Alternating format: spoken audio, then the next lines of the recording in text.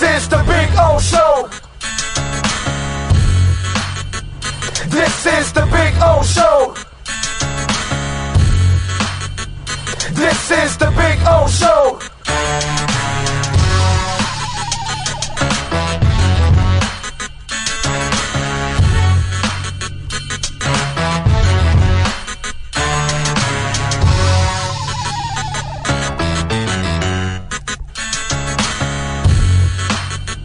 This is the Big O Show.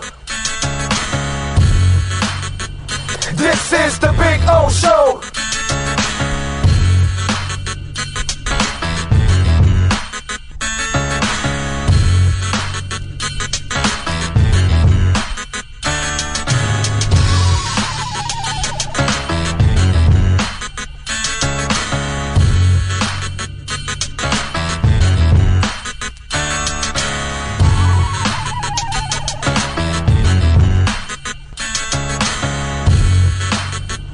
This is the Big O Show. This is the Big O Show. This is the Big O Show.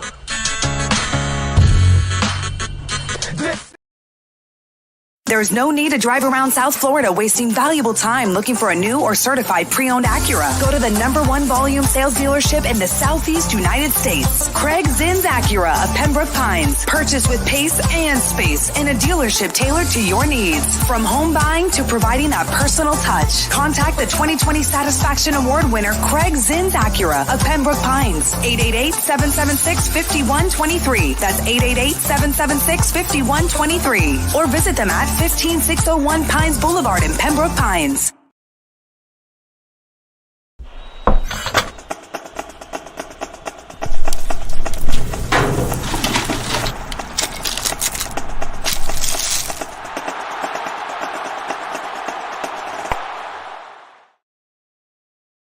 Welton Rayom has more than 62 years of litigation experience handling insurance disputes. They're committed to resolving even the toughest insurance claims quickly. Call them for a free consultation. 954-966-4646. At Welton Rayom, they don't get paid unless you win. Property damage claims to your home, business, or condo as a result of a hurricane. Welton Rayom can help. Water, mold, fire, smoke damage, Welton Rayom can help. Call 954-966-4646.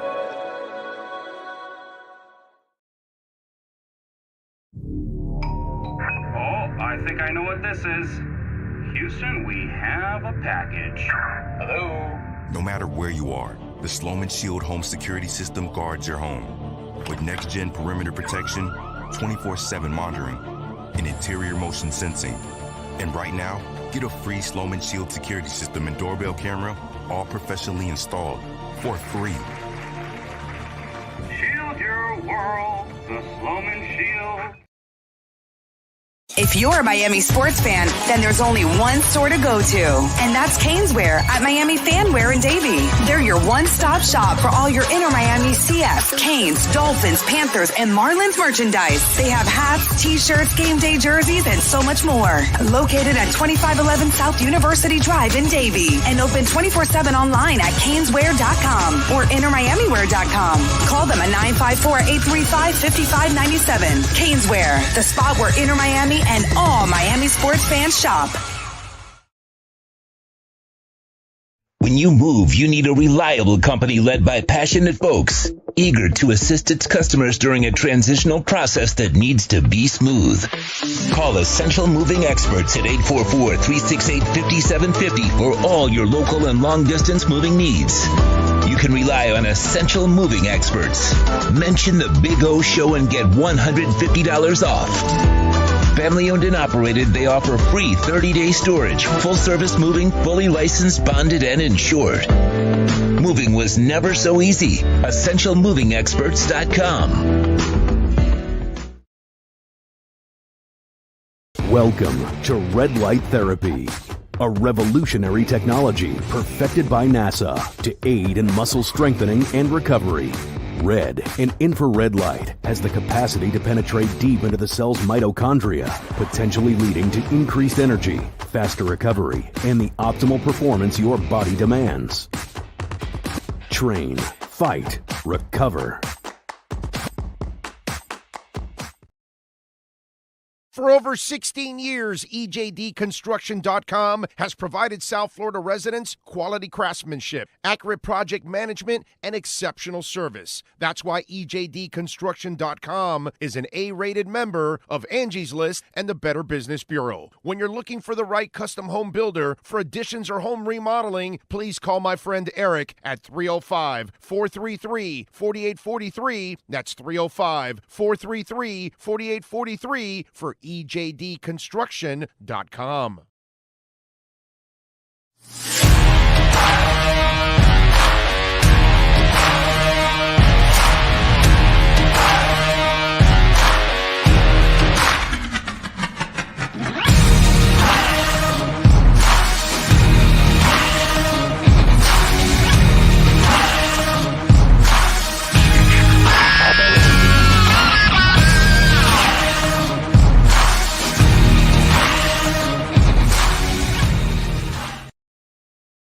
The viewpoint statements or beliefs expressed on the following program by the host, guests, or callers are not necessarily the opinions of FantasyXS.com, Media Group Inc., ownership, management, sponsors, or website. With the 42nd pick in the 2021 NFL Draft, the Miami Dolphins select...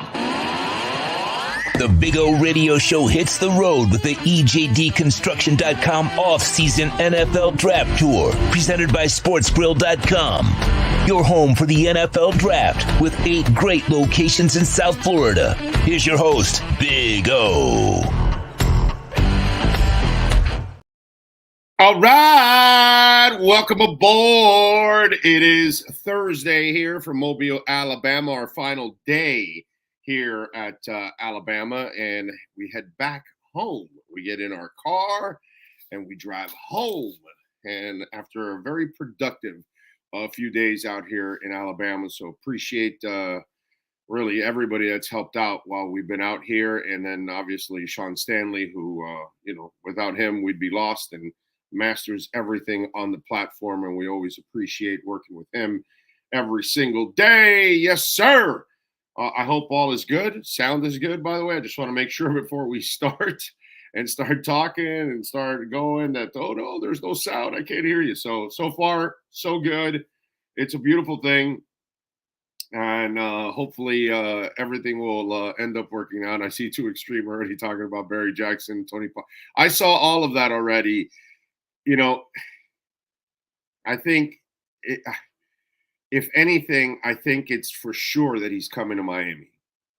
It's because the other stuff really isn't brewing. You don't hear anything. Think about this. Are you hearing any negotiations going on with Denver? No, there's really nothing going on. And there's been nothing to counter anything. Everything's been about Miami.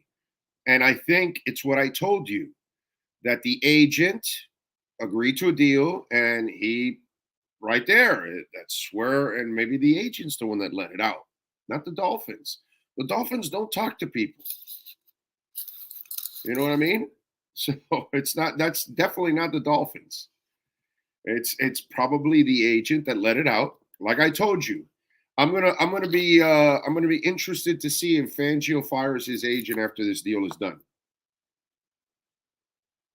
To be quite honest. And I've been trying to track down some of the agents that cover, that represent coaches. I talked to a couple, but it's one of those things where it's just kind of rough right now. But the good thing for a Dolphins fan is that you're not hearing anything else. You're not hearing the San Francisco 49ers are close to a contract with Fangio or the Denver Broncos or anything. All you keep hearing is that the Dolphins and Fangio have got a deal and everybody's confirming it. And I think it's just that Fangio did not want it out until the Super Bowl is over. One of our listeners actually, pretty much nailed that part. I pretty much thought it was the whole thing about the agent is negotiating. Sometimes you don't talk to your client for half a day or something. And you don't know what happens in that half day or day or whatever. And maybe Fangio was saying, oh, hey, I got some calls, but maybe that's not what it was. Maybe it was more about Fangio saying, man, you shouldn't have allowed this to get out. I still have a job to do with San Francisco. Out of respect, I'm under contract with them or whatever. You know what I mean? Or, hey, man, this is time for the Super Bowl. I don't want to take any headlines out of it, even though Tom Brady did. All that kind of stuff, But at least you're doing it in the dead week, which is not this next week, which leads into the Super Bowl. So yeah, it's just one of those deals where until I hear like concrete stuff from any major reporter, you're not hearing or Rappaport or any of these guys, Pelissero. Dude, Pelissero puts out that story. He's not going to put out a story that's not right. It's just he put it out and it probably shouldn't have gotten out. Remember what I told you yesterday, what happened to me? Okay? I found out a player got cut.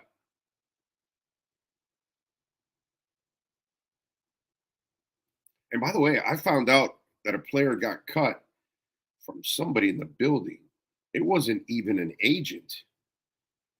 For those of you that weren't listening, because I know not everybody listens to every minute and every minute live or whatever, so I'll repeat it again. Daryl Porter was a cornerback for the Dolphins, and he was competing for a final spot. And funny part was that he was competing with another player, and both players were represented by the same agent, which is not really good practice, by the way, that you send two clients to the same team for one position. That's not good. But anyway, so that's not part of the story, but it's just a nugget that I remembered from it. So Daryl Porter, I get I get the news that he's been cut. And usually when a guy's cut, okay, well, that's it, But when you walk into the locker room, it's been cleaned out, whatever, all that. Daryl Porter's standing there. So everybody knows that I reported the story at that moment. The whole group of reporters know that I reported that Daryl Porter got cut.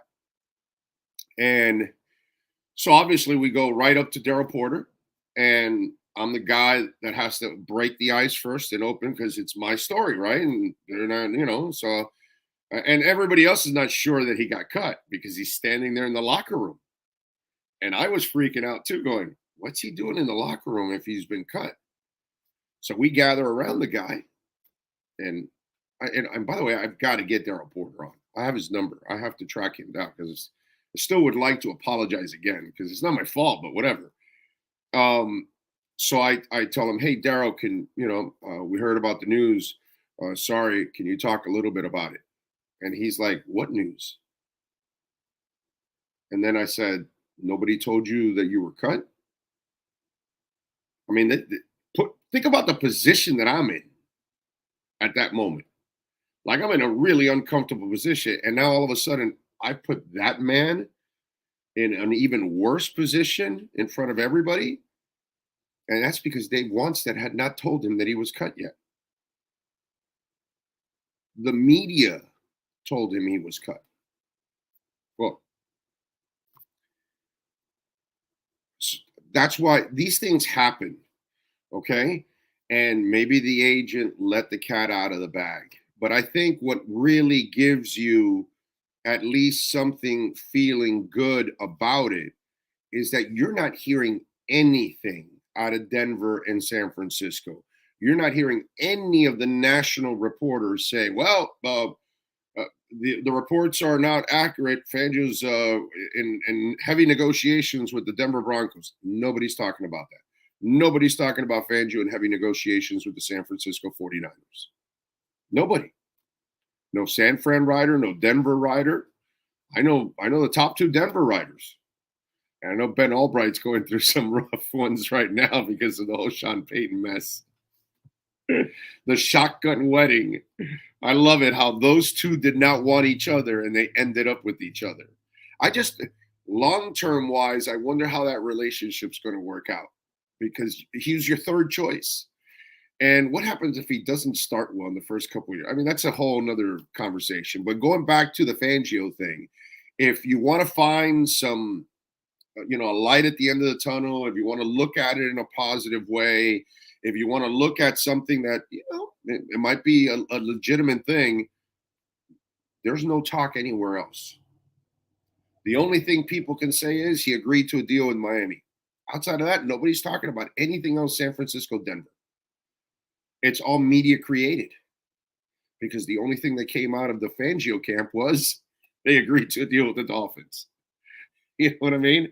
And so Fangio kind of threw his agent under the bus too. While his agent threw him under the bus, he then threw him under the bus back by telling Silver, well, no, I haven't agreed to anything yet. And I think it's the old school thing. That's all. Until I start hearing that there's some heavy negotiations between him and another team, I'm not going to believe it. Sorry. I'm not going to believe it. Can't do it. Can't do it. Won't do it.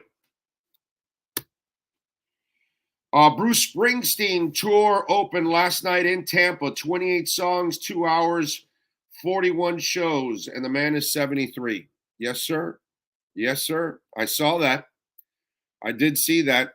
And not only did I see that, but by the way, it's 6 years since the E Street Band got together again.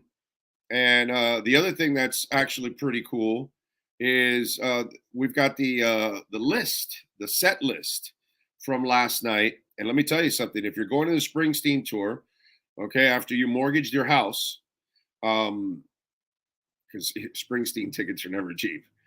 But the list is No Surrender, Ghosts, Prove It All Night, Letters to You, The Promised Land, Out in the Street, Candy's Room, Kitty's Back, Brilliant Disguise, Night Shift from the Commodores, Don't Play That Song, You Lied from B.E. King, The E Street Shuffle, Johnny 99, Last Man Standing, House of a Thousand Guitars, Backstreets, Because the Night, the Patti Smith song, but he wrote it, of course.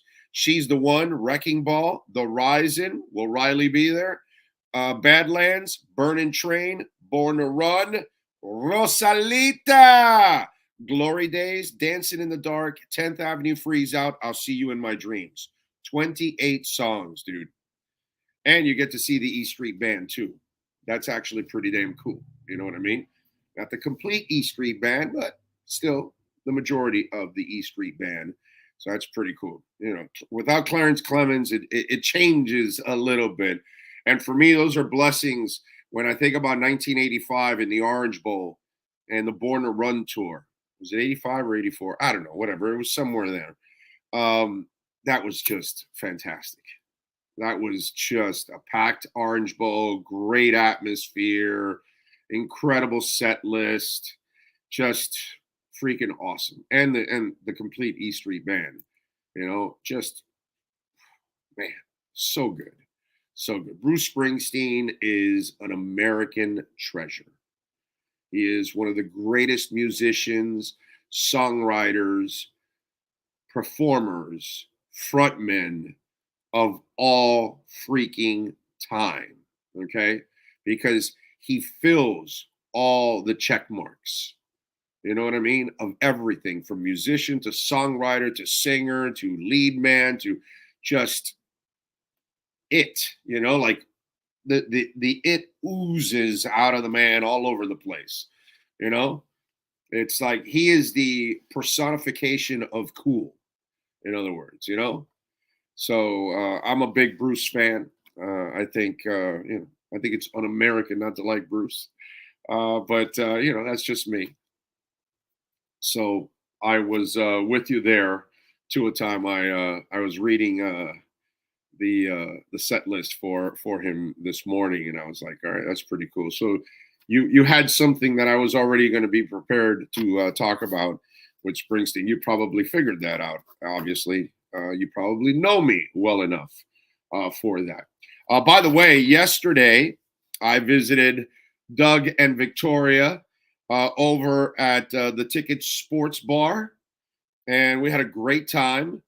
Was it, you know what, Doug? Now our AC/DC friend, was it William or was it Gus? Now I don't know why. I think. Man, I'm so sorry, sir. I forgot your name now.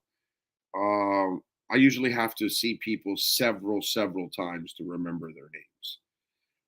That's usually, I'm pretty bad at that. Doug and Victoria, because they've been with us on the show from day one. The beauty of Doug and Victoria was when we started this podcast / live show every day, with, when Bill Preston, my best friend, who obviously passed away a little over a year ago, and we had 15, 20, 30 people at the beginning on the chat board. It's like that number now 120. That is, just early in the morning. We're an hour earlier than normal. We would have never achieved that number, a couple of years ago. But Doug was one of the 15, 20, 30 people that chimed in. There's only a few of you, and there's only a few of you from that first 30 that are probably still around that I see on the chat board. There's not many from that, from Alexa V and Josh, there's a couple of you from those really, really, beginnings of this whole thing. And so it's something that I truly appreciate, the loyalty and the love and the support. We got to the Ticket Sports Bar, and Sean, guess what's by the way, here's the Ticket Sports Bar hat, which is nice and sharp, by the way. There you go. Looking good. Sean, so the first thing, they asked me, hey, you want a beer or something? I said, no, let me have some water. You know what they pulled out? This right here. They pulled out a big jug of Fiji, bro. That was awesome. I think I drank like 3/4 of the Fiji before I left. Yeah, I think I stopped. I stopped just halfway through the trip to Mobile because it's a short trip, but I had to stop to pee because I drank so much damn water. Which I drink a lot of water. I got no choice, right? Gotta hydrate, man. But anyway, so that was see, that's the kind of shit that that comes from the heart. That kind of stuff that's pure love right there. And all I need is this. Not the hat. She made me cookies, these molasses cookies that are delicious, rich and delicious. And so they were awesome. Victoria, you're a hell of a baker. And she's also a badass bartender. So they got this big old sports bar that they're about to open, the Ticket Sports Bar. And I'm thinking Ticket, I'm going, wasn't there a radio station that got destroyed by Odyssey named the Ticket? Yeah, that's right. And they destroyed QAM too, which is pretty good. Odyssey has been an incredible company at destroying the radio market. It's fantastic to have incompetence run things. We see it with our governments. Every president that we elect is incompetent, and watching Odyssey, yeah, that's about as incompetent at radio as it can be. CBS stuck like the knife in a lot of these radio stations, including QAM, because they gutted people to sell. But then Odyssey was the slasher. They were the Jeffrey Dahmer of radio, or they are the Jeffrey Dahmer of radio. And they get what they deserve. That's why their stock went to crap and their company's gone to crap. And they'll be filing bankruptcy. I'm shocked they haven't filed for bankruptcy yet. So there we go. So thank you, Doug and Victoria. Appreciate you big time. John Yang, morning. Tua got hired a new agent. Do you think he's trying to get them to give him big money extension Kyler Murray got? No. Let's see. Wish I would have found you sooner, but I'm glad I'm here now. Well, I'm glad you're here every day. I'm glad every one of you downloads the show, day, nights, weekends, holidays. We appreciate it. We appreciate people that are watching on YouTube because I know that that's growing too. Thank you. And please subscribe, spread the word, share the link, tell a friend, tell 10 friends, and so on and so forth, and get them to subscribe. It's very, very important. Visit our sponsors, man. Visit our amazing, amazing sponsors like Nature Bee right there, man. Nature Bee's got some great deals going on. So take advantage right now. Make sure you use our code BIG-O. You gotta visit the sponsors that have been taking care of us, and Nature B's been with me for a long time, and it's a blessing. I need them when I go on the road. I need them every single day. I'll need the extra energy when I'm driving home today. All that kind of stuff. Jay says, Orlando, we first met at Lockhart Stadium because of the Miami Fusion. Proud to call you a personal growth. Proud to call you a personal growth of over 30 years. Thank you, my friend. And obviously, Jay's been with me for a long time.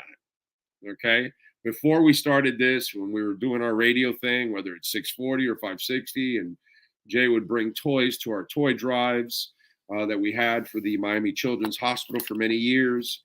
So Jay's a very good friend, and that's the cool part about this over the years.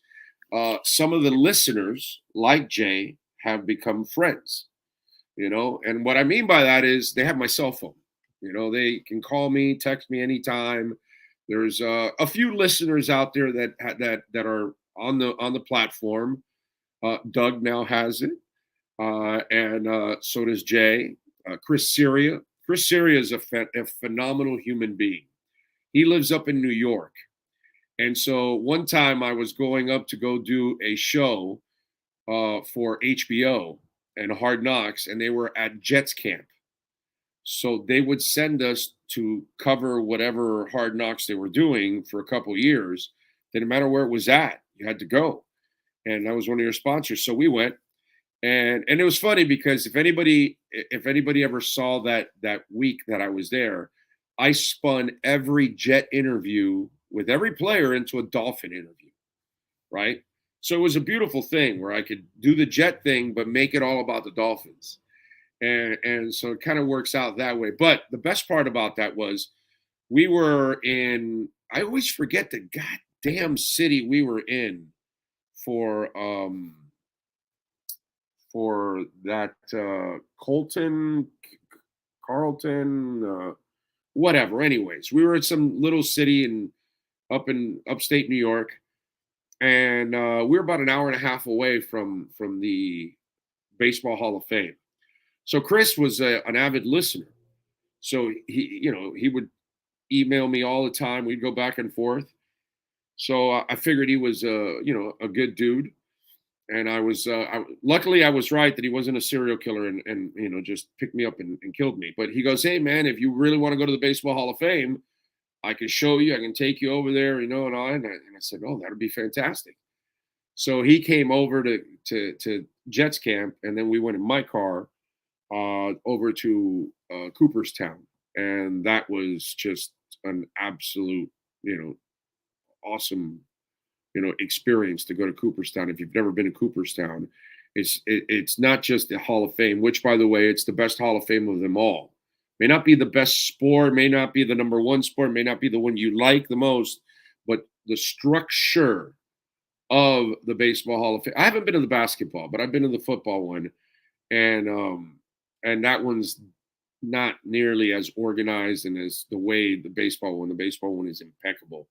Plus, you have the whole Doubleday Field and the whole town and everything. It's just an entire experience. But what I mean is, he was a friend of ours, and so it's one of those things that we've developed a friendship over the years, and then we actually get to meet. So it's the same thing with Doug, and that's just the way I carry myself.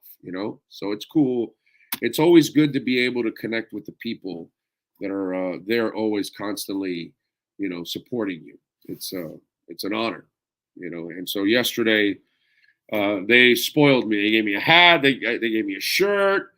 They baked me some cookies. They had my Fiji water ready, and I didn't even ask for any Fiji water or anything. But I'm never going to turn down a beautiful bottle of Fiji water. That is something that I'm always going to enjoy, because that is my drug of choice. Daniel Riano says, I don't even know how you popped up on my feeds, but I'm glad I found the show that talks so much. Oh, let me see. Here it is. So much about my beloved South Florida teams. Keep it up, Big O. And we always will. I mean, we'll talk about the national stories too and all that, but the center of the show is always going to be about South Florida sports because that's who I am. You know what I mean? That's who I've been my entire life. I'm born in Belglade, Florida, on the northwest corner of Palm Beach County, and grew up in Little Havana and Hialeah and all that, and now live in West Kendall, and and it's always going to be that. I'm a South Florida guy, and we'll cover the national stories because we follow everything, overall. And by the way, following everything, Bitcoin yesterday hit 24,000. Boy, those of you that got in at 16.5 and 17 and 18, you're enjoying some serious profits right now. Hang in there, stay strong. This is only the beginning of the bull run. So, and the way the Fed sounded yesterday, like he was speaking in code that, hey, bull run, yeah, it can start. We're gonna, we still gotta raise the rates a little bit, but there's a lot of stuff out there that's positive, and you can't shake it out. I got to tell you, I thought we would be in a much deeper hole for the first half of this year. I'm really surprised on the run in the market right now. Because as I told you, I'm not believing this pump. But now we've gone through the whole month. And if this happens throughout February, I mean, we have to kind of think that maybe this is, the market's turned. So it's good stuff. Big O, how many listeners do you think started listening after your first appearance with Doug? If you and Sean can track it, I have no idea. No idea. We were already trending in a positive direction, but I don't know how many we've. I'm sure some have crossed over, overall. But I think it's mainly from just the search engine and people hitting the like button. So that's the most important thing that you can do is visit our sponsors and support the hell out of our sponsors, because if not, we will die. Okay. And hit the like button and subscribe and all those kind of things. Those are the most important things that you can do. So Sean and myself can continue to try to produce the content for you guys every single day. And, I had some talks with somebody this week here in Mobile about expanding the show and having a bigger presence and nationally and all kinds of stuff. So, we're trying to grow the show too at the same time, but we need your help, and we need you to spread the word. We need you to hit that like button. We need you to subscribe, hit the notification bell. We started with our crypto shows, and a show. We'll have our second show now when we get back. But, I just didn't have time today or this week for more crypto talk, but we will. I'll get more into it. The Wayne D experience says, Big O, I'm a drum major for the Heat Street Band. I've been in 3 championship parades, and that feeling is going to be even more when our Dolphins finally have theirs in the coming years. Fins up. I hope so, man. I hope so. God. The Heat organization is so damn good. And they've been so good for a quarter century, with Riley. It's just so impressive what they've been able to do and what they've been able to produce in those 25 years. The consistency is sick. It really is. It's to the point where we take it for granted. And that's kind of what we did with Shula. We took it for granted. I remember we used to say, 10 wins and just the playoffs? Yeah, no, that's not enough.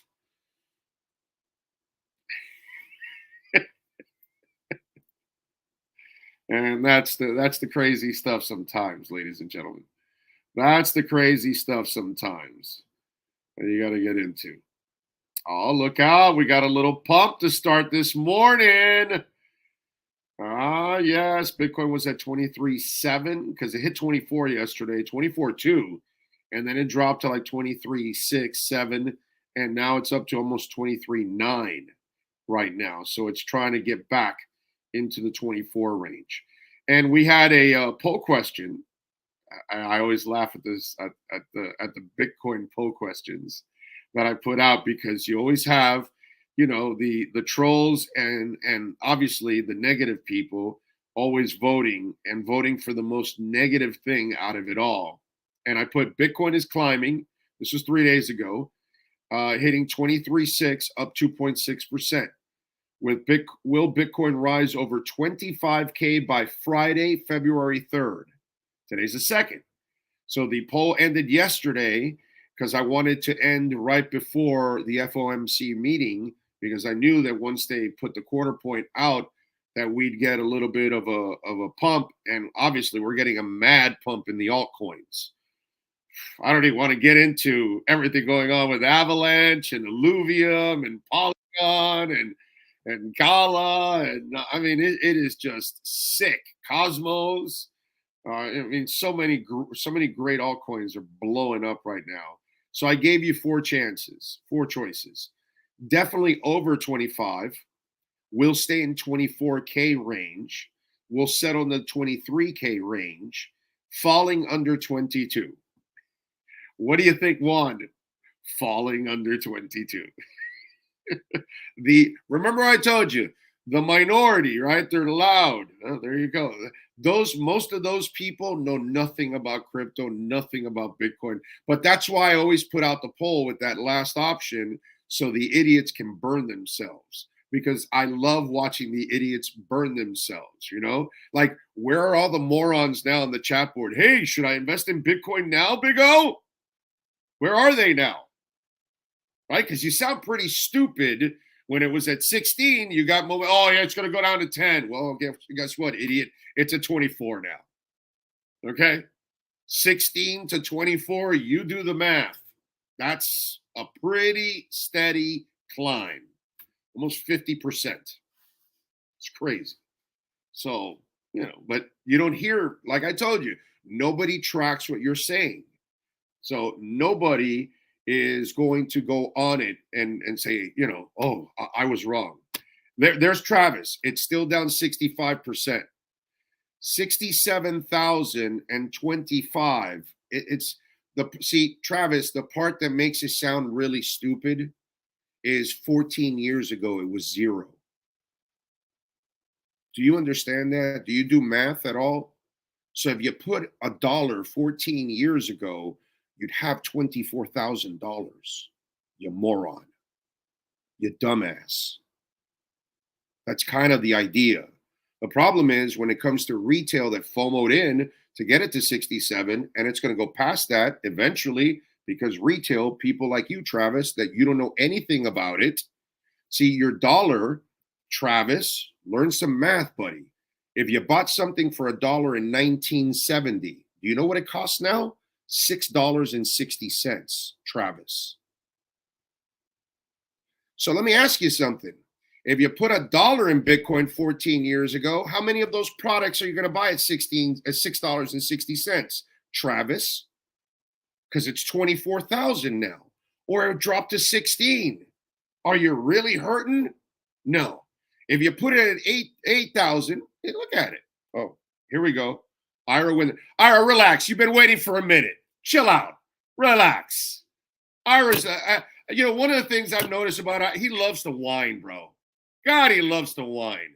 Jesus, 1 minute. I'm Cuban, Ira. You're supposed to be 5 to 10 minutes late on this segment. Remember, Cubans, we talk a lot of shit. We just keep rolling and rolling and rolling and rolling.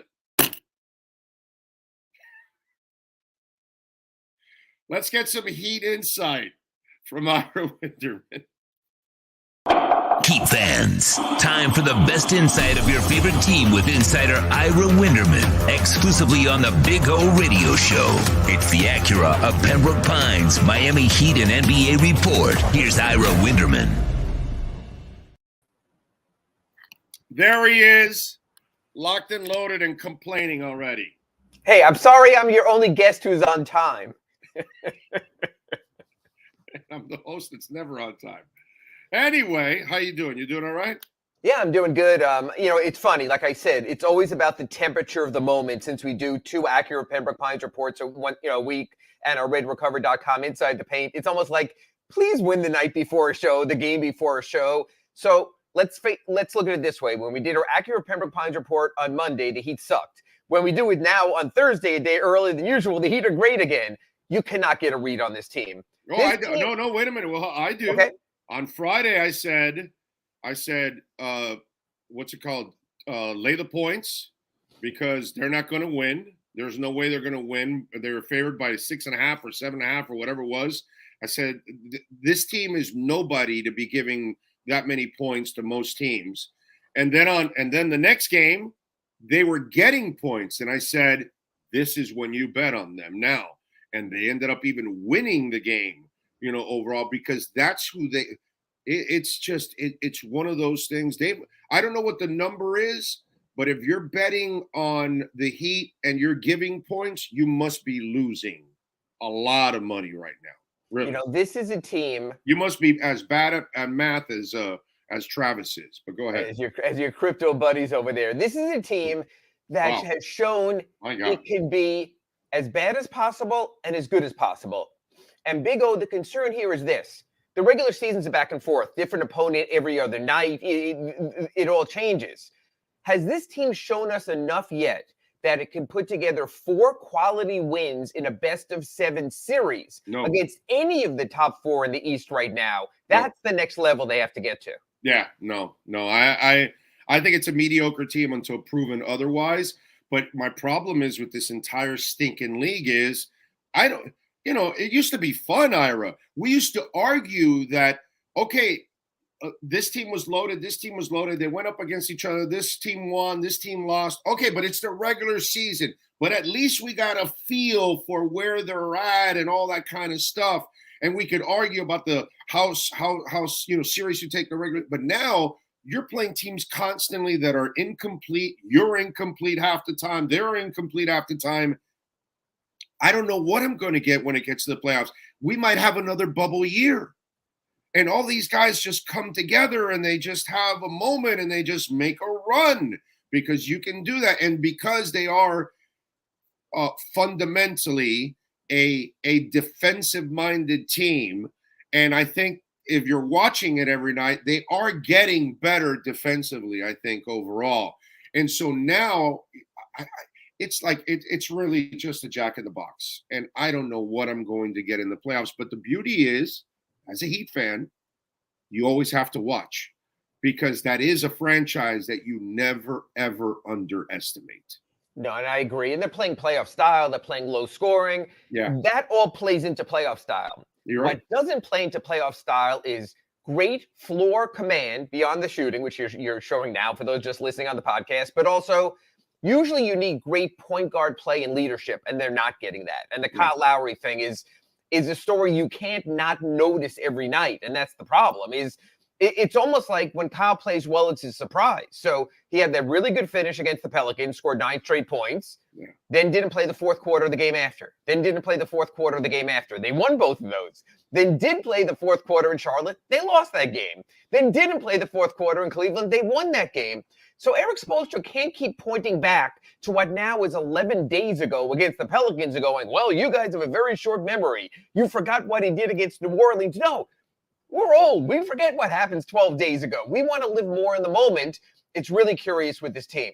The good players are playing well. Bam is playing outstanding. Jimmy's his metrics are a career high percentage-wise when he shows up. But when he's on the court, he has been great.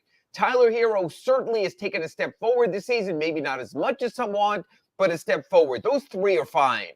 Everything after that's a crapshoot. It really is. Oladipo can be good. Oladipo can be terrible. Strus can not miss. Strus cannot hit. Caleb Martin can be MIA. Caleb Martin can be as good as he was against Cleveland.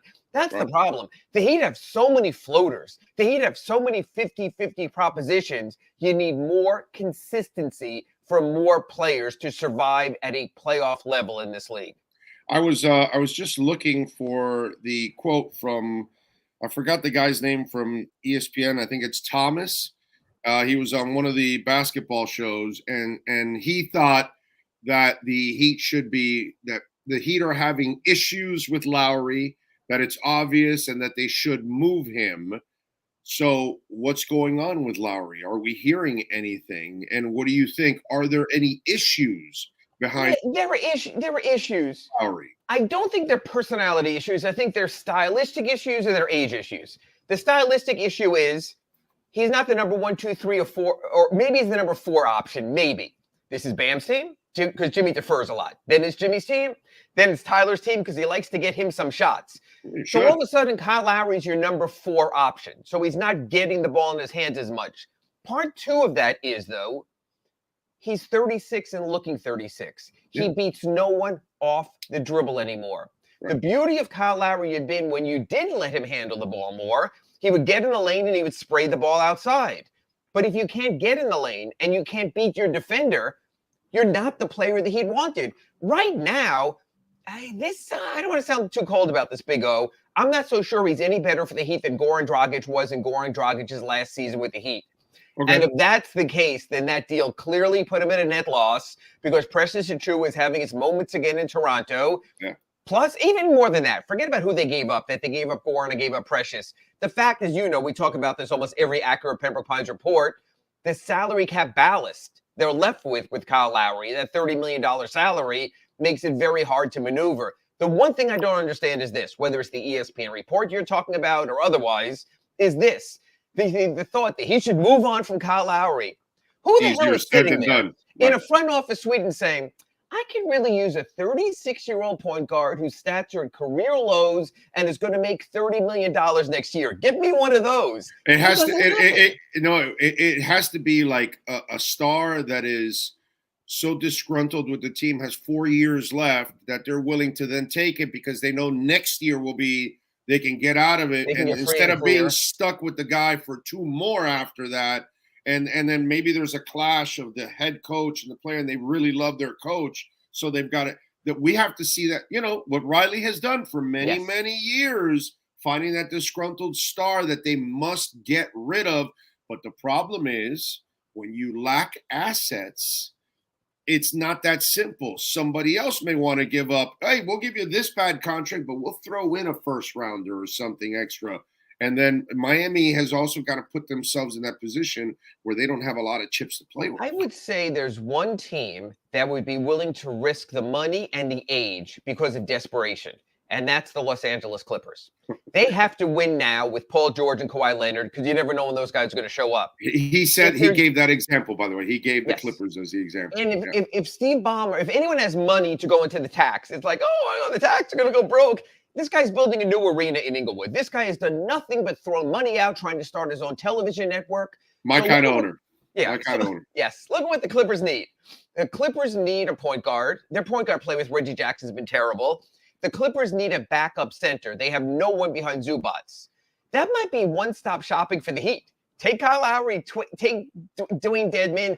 Give me a package of Twinkies back in return, but maybe even someone as good as a Norman Powell who can assume the 6th-man role that Tyler Hero had last year and that Victor Oladipo has been so uneven with this year. So I would keep an eye on the Clippers because, again, Big O, there are some teams where the money doesn't matter. I think the Clippers are one of the few teams where that's the case. Yeah, no, there's no doubt. Here's something I'm intrigued about. And I was thinking about this. How much power and influence does Spo have in personnel?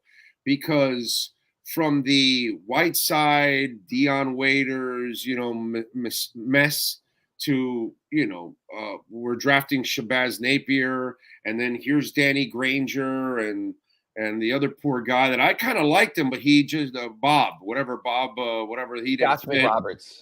Bob McRoberts. So he did not fit. Josh had a real problem. And then you see the whole Kyle Lowry situation here, and he's got to kind of inherit a lot of this stuff. I wonder how many of these decisions are above him. And, the poor man just says every damn press conference, we have enough. When, come on, bro. I get it. You got to say that, and that's who you are and all that stuff. But we know you don't have enough. We know you weren't given enough sometimes. So I wonder, how much does Spo have control in personnel? Eric Spoelstra's agreement with the Heat gives him personnel input. It is actually there in his agreement with the Heat. He has input. But he also knows not to overstep his bounds. He knows Nick Harrison is concerned about the dollars and the tax and the cap. He has to be careful there. He has to accede to Andy Ellisberg because no one knows the machinations of the cap better than the current impact and the future impact than Andy Ellisberg. And there is, of course, ultimate respect for Pat Riley's win now attitude. Number 2 of that is Eric Spoelstra doesn't criticize. He just doesn't. I know. He's the opposite of Stan Van Gundy. If you're playing well with Stan Van Gundy, you might get criticized because Stan believes that brought out more in you. Eric's the opposite publicly. Privately, he's a lot different. Publicly, he'll not say that he's benching Dwayne Dedmon because Mike he's McDaniel. with this. Same thing. Mike McDaniel. Yeah. He just won't, and that's who he is, and you can respect that also. Yeah. So when you ask me, what kind of control does Eric Spoelstra have over personnel? I'd say, Big O, it's more this. He has ultimate control once the players are here. No one is telling him who to play and who not to play. Okay. So if he doesn't want to play Dwayne Dedmon, even though he's making almost $5 million, and wants to play Orlando Robinson till he's hurt, no one from the front office is going, no, you have to play him. If he doesn't feel comfortable with $30 million Kyle Lowry in the fourth quarters, there's no one running downstairs from the executive suite saying, hey, dude, we're paying this guy that kind of money. You got to play him. Right. No one has an issue with that. Same thing with Duncan Robinson. Think about this. You're Pat Riley. You signed off on a $90 million, $80 million guaranteed 5-year deal with Duncan Robinson.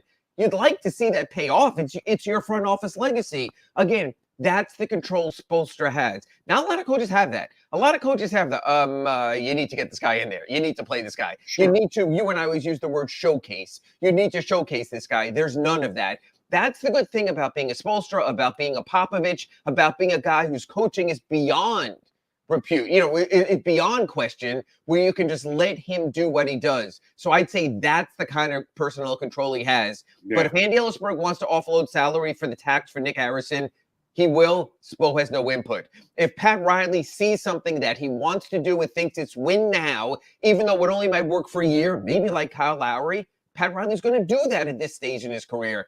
Eric Spoelstra works with what he has, worked with a smile on his face post-game, and just moves forward. Again, I always use this example, Big O.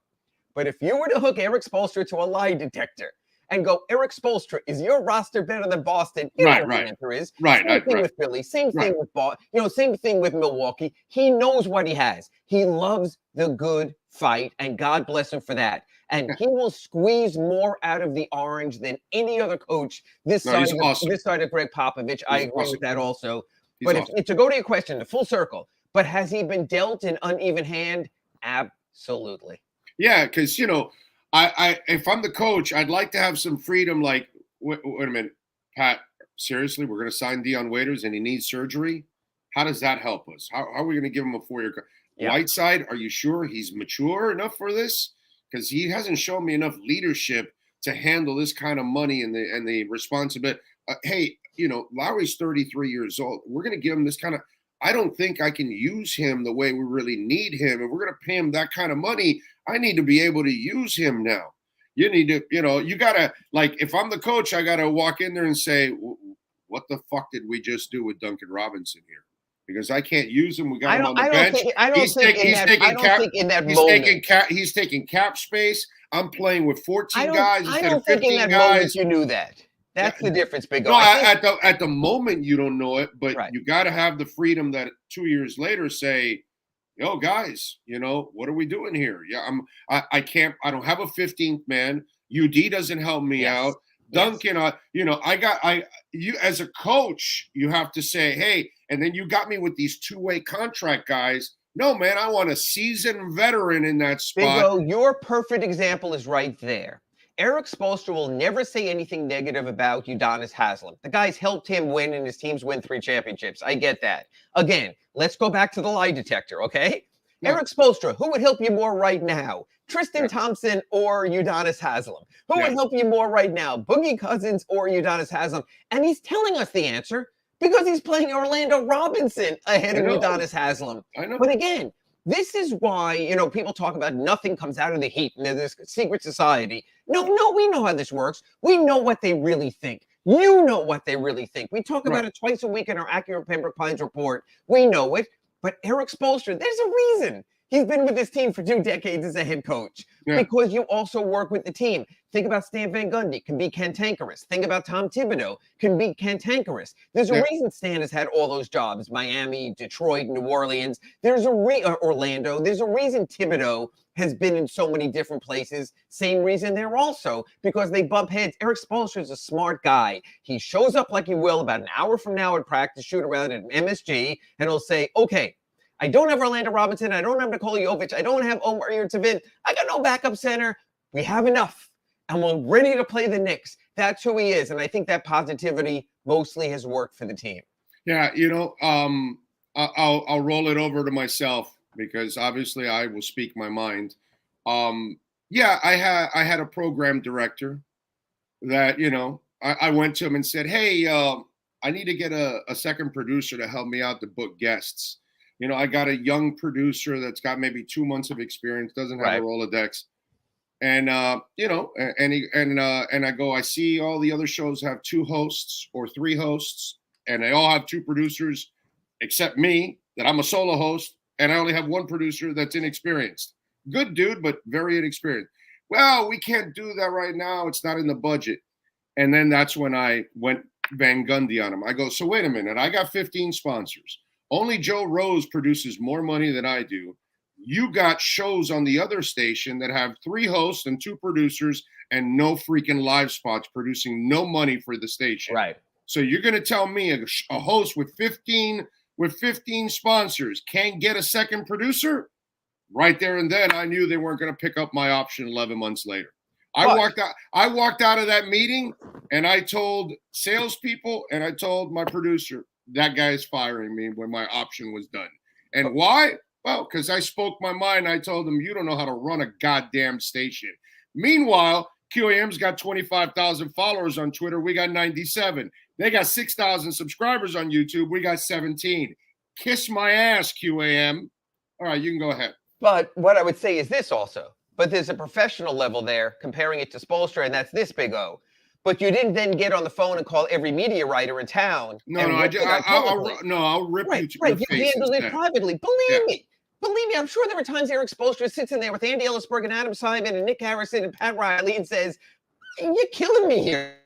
But he does that privately, and I respect that. And that's why we have analysts like myself and Anthony Chang and Barry Jackson and Orlando Alzagari, and we have to work through the reality of what's fact and what's fiction. And we know that. So a lot of times people in my comments are, Ira, you're wrong. Spoelstra said this. No, Spoelstra said this publicly, but you can see from his rotations what he really means. How dare you rip UD? I love Udonis as a person. I try to talk to Udonis at every practice and shoot around because he's a sage human being. Yes. But I also know from a team perspective, there's a reason he's appeared in 5 games for 38 minutes this season.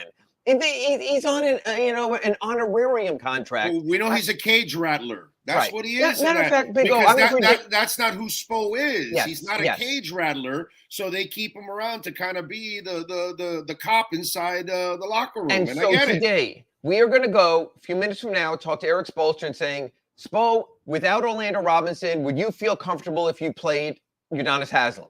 He will tell us this. I always have faith in UD, and UD is always ready, and he's going to be a guy who's on my list. Fine. 7 hours later, we're going to get to the game against the Knicks at MSG, and he's not going to play. We know that. You're not going to see the Sun Sentinel this afternoon write a story, Orlando Robinson injury opens door for Udonis Haslem. We know better. There is better odds that Haywood Highsmith at 6'7" will play center tonight, probably than Udonis Haslem will when Bam Adebayo goes out. We sort of know that. But God bless Spo for standing by his people. That's the kind of boss I want to have. Even if my boss gives me a bad review, I want my boss to go publicly and go, we stand by Ira. He does a great job. That's what you want someone to be. Not one of these grousing guys who's just throwing everyone under the bus. Sort of like Flores had his days like that, where he didn't think twice about throwing someone under the bus. And where did that get you? Right. No, you're right about that. Yeah, you're right about that. All right, so we got Orlando Robinson out with the fractured right thumb. We got Depot doubtful tonight with the right ankle. I'm not going to overreact because he's been on a nice roll 16 straight games, yes. Yeah. So he's played well. How serious is this ankle injury is what I would You know what? The fact is that he went from questionable to doubtful shows that when he took his treatment yesterday, something was wrong there. It would seem to make sense for me not only to miss tonight, but this trip concludes Saturday in Milwaukee. Then they have 3 days off. Give the guy a week off. The guy is 30 years old, has played a month straight, deserves his time off. Honestly, has been terrible lately. So maybe this little break won't hurt him. Again, it's the lack of depth. Gabe Vincent's been somewhat uneven. Max Strus has been uneven. I would expect Jamal Cain to show back up with this team because I think they will need him.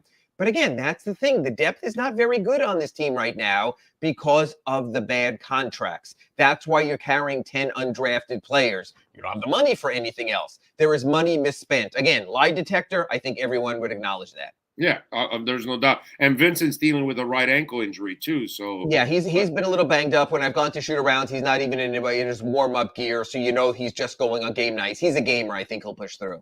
Okay. All right. Good stuff. You like them tonight? They're favored by 1 in New York.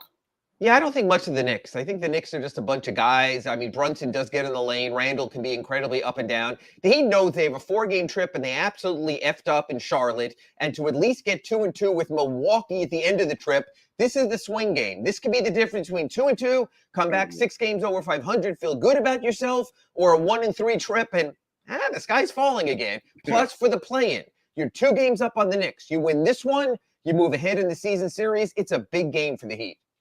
All right. By the way, I love going to a concert at that place. Even if you sit in the second level, that's the closest second level I have ever seen to the court. You've been almost every arena. Is there another arena that the second level is that close to the court? The way they built the Garden, because they don't have that oversized first level, you're correct. But even more than that, it's just so freaking iconic. You got to admit, walk in there, you breathe in the Garden. And it's clean. From the wood roof they have there and just the look. Matter of fact, now that the Celtics moved out of their arena, I don't know if there's even a close second iconic arena. The Forum in LA is closed now when you think about great all-time NBA games. Yeah, this really is the sort of the center of it all. When I go to the Garden, there's not a moment I walk in that arena I don't feel refreshed as just I know I'm someplace iconic. Yeah, it's such a cool place, man. And the acoustics, by the way, are also phenomenal. They are too for the LA Forum still, because obviously it's still good for concerts.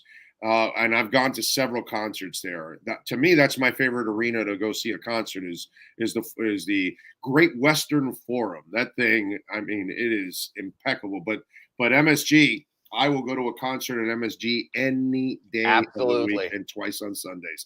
All right, follow him on Twitter at Ira Heatbeat. And, of course, catch his work at the Sun Sentinel. More importantly, subscribe. Ira, enjoy the game, my friend. You be good. At the Garden, no complaints. Talk to you on Monday in our Accurate Pembroke Pines report. Thanks, Big O. You got it, baby. Accurate Pembroke Pines, the finest dealership in South Florida. By the way, the Integra voted #1 sports car of the year, man. That's a pretty damn good reward right there, or award, that is. #1 sports car. Now, if you want to get a great deal, get on down to 15601 Pines Boulevard, just off of I-75 in Pines.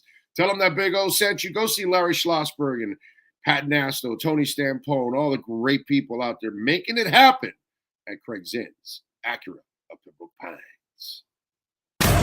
You've been listening to the Acura of Pembroke Pines Miami Heat and NBA Report with Ira Winderman. When you're looking for award-winning service and great deals from the #1 volume Acura sales dealership in the Southeast United States, you go to Craig Zinn Acura of Pembroke Pines at 15601 Pines Boulevard in Pembroke Pines. All right.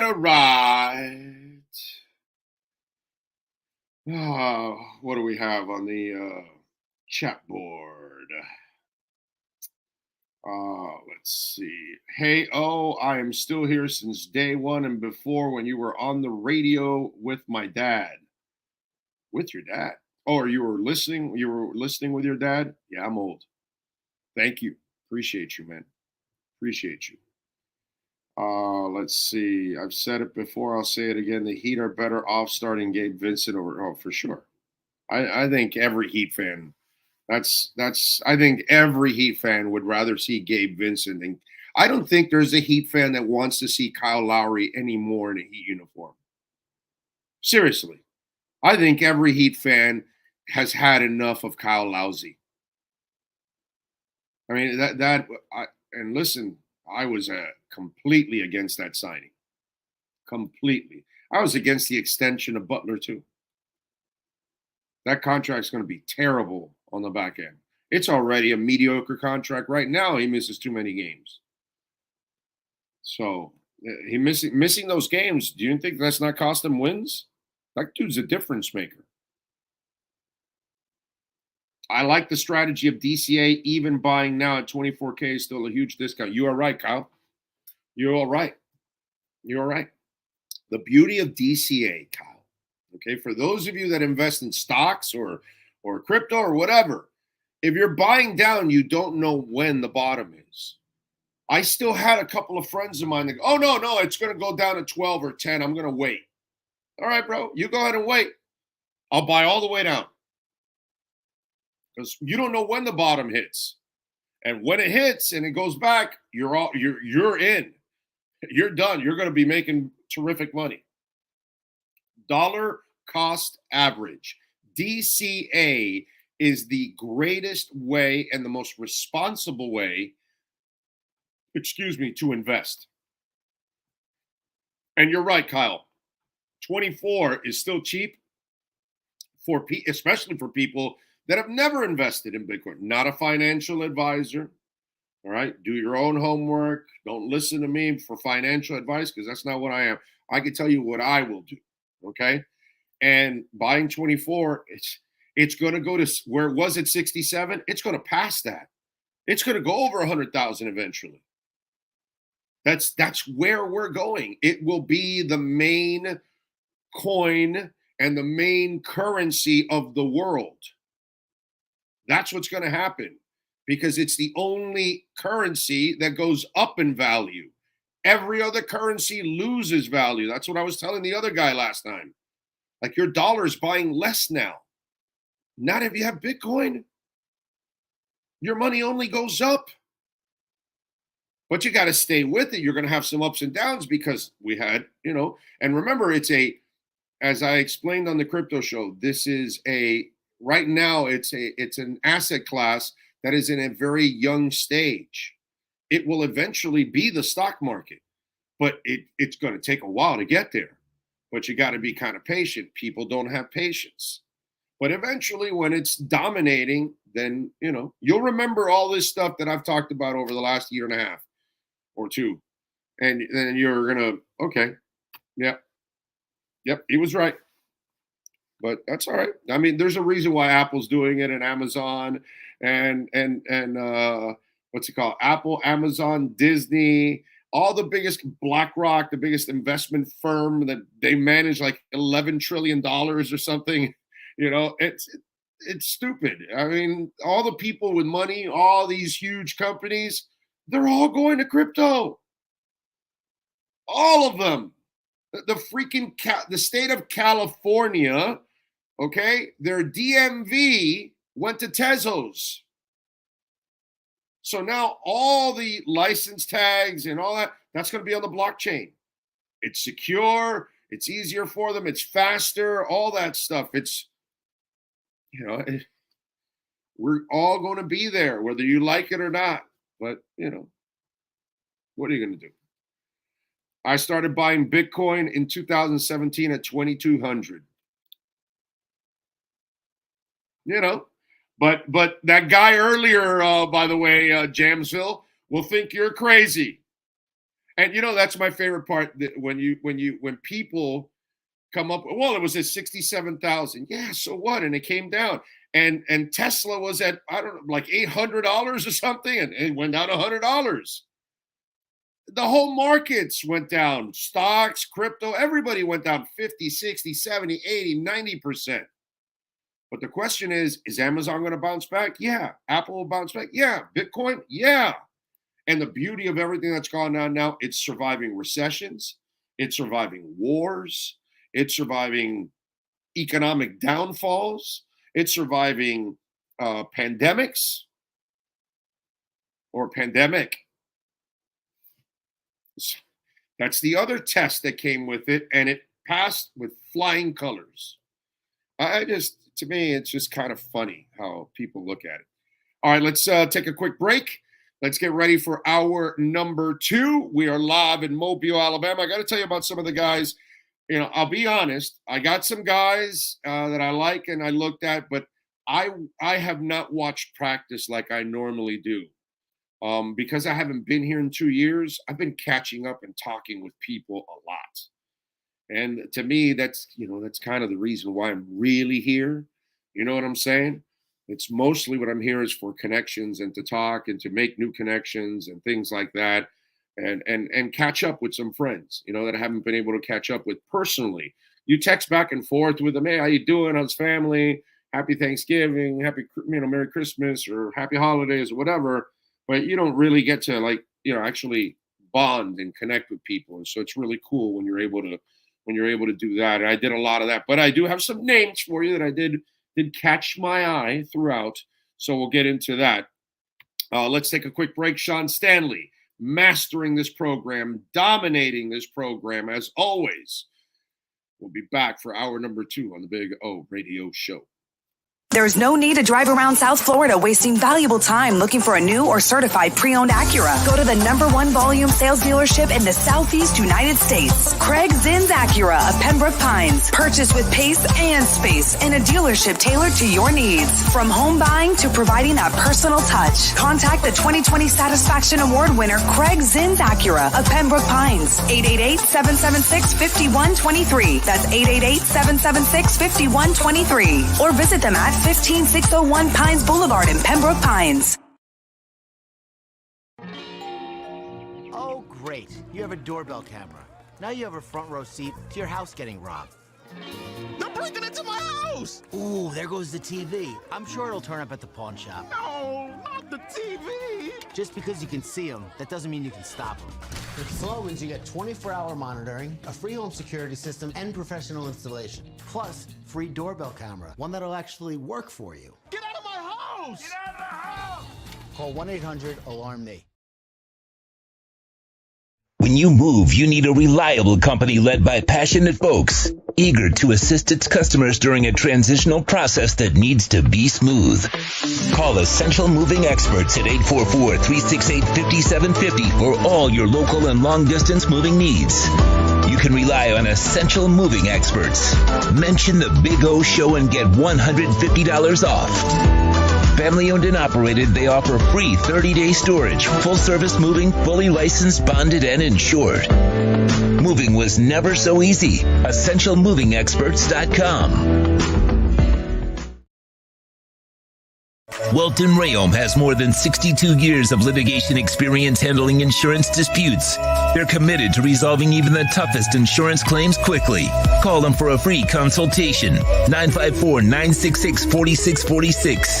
At Welton Rayom, they don't get paid unless you win. Property damage claims to your home, business, or condo as a result of a hurricane. Welton Rayom can help.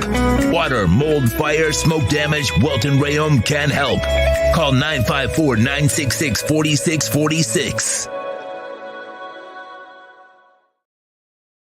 For over 16 years, EJDconstruction.com has provided South Florida residents quality craftsmanship, accurate project management, and exceptional service. That's why EJDconstruction.com is an A-rated member of Angie's List and the Better Business Bureau. When you're looking for the right custom home builder for additions or home remodeling, please call my friend Eric at 305-433-4843. That's 305-433-4843 for EJDconstruction.com.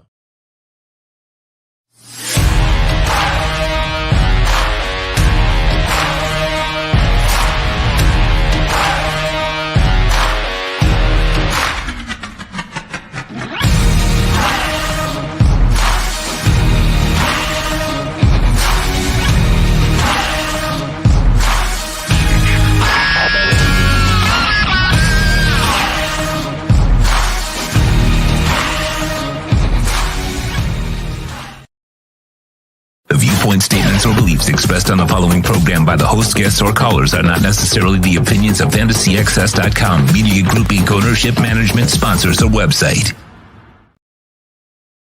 We're back with our coverage of the NFL Draft. It's the EJDconstruction.com off-season NFL Draft Tour, presented by SportsGrill.com. Your home for the NFL Draft and a perfect place to root on your favorite South Florida team.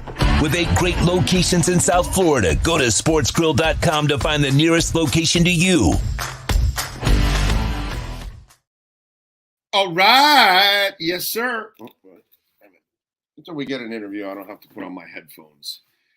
All right, all right, all right. Hope you all are doing well out there. Two at time says maybe I should invest in crypto. These parlays aren't hitting. I'm sorry about that, man. I hope you start hitting those parlays. But I'll give you an example. Illuvium is up 17%, 18.19% right now. It's up to 83 cents. Okay. The last time I bought Immutable X was at 43 cents. It's at 83. I'm 3 cents away from doubling my money already on that investment. So you put 50, you got 100. You put 500, you got 1,000. You put 5,000, you got 10,000. You know, we all can afford difference. But, you know, that guy there thinks that the dollar that you have, keep putting that in your savings. That'll work. That'll work. You know? By the way, Immutable X, Disney World, or Disney, is building their metaverse on it. Now, I don't know. You know, those Disney people are really stupid. You know, I mean, Amazon's going over to Avalanche. You know, Amazon's really stupid. They're a dumb company. You know, Apple's going over, what is it, Polygon? And they, you know, why would these companies do these kind of things? Why? Purdue Chicken, Range Rover, Louis Vuitton, Walmart, you know, they're using VeChain. It don't matter. None of it matters. I mean, you know, those companies don't know anything. You know, no, crypto's fake. It's not real. It's not happening. Anyway, by the way, the all-time high for Immutable X, it's at $9.50, and it's at 83 cents. So it's got to go way up to match where it was. And guess what it's going to do? It will surpass that.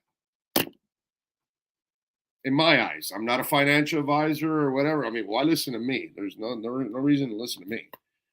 But that's, you know, these are little things like that. But what you do is you go and find out about a company and find out about their partners. And then you're, okay, now what's going on here? You know, Mina Protocol is a blockchain and a very light blockchain where transactions are very cheap and incredibly fast. And I got into in the 40 cent range. It's up to 80 something. Got to 91 yesterday, and it'll continue. You know what the high was for that? That thing was at $9. So these are things that are going to change, and they're going to end up getting back because a lot of them went down. But that's the idea of buying the dip. Illuvium is at $81. Okay? $81. Last time I got in on it, $39. That's what I'm buying Illuvium. $39. Do you want to know what the all-time high for Illuvium is? Are you ready? It is at $81. We're in the 40s. Do you know what the all-time high is? 2,868. You hear me right. 2,868 was the all-time high for Illuvium. Gaming is going to be, the metaverse and gaming are, and Web3 and all, it's going to be a monster in this bull run.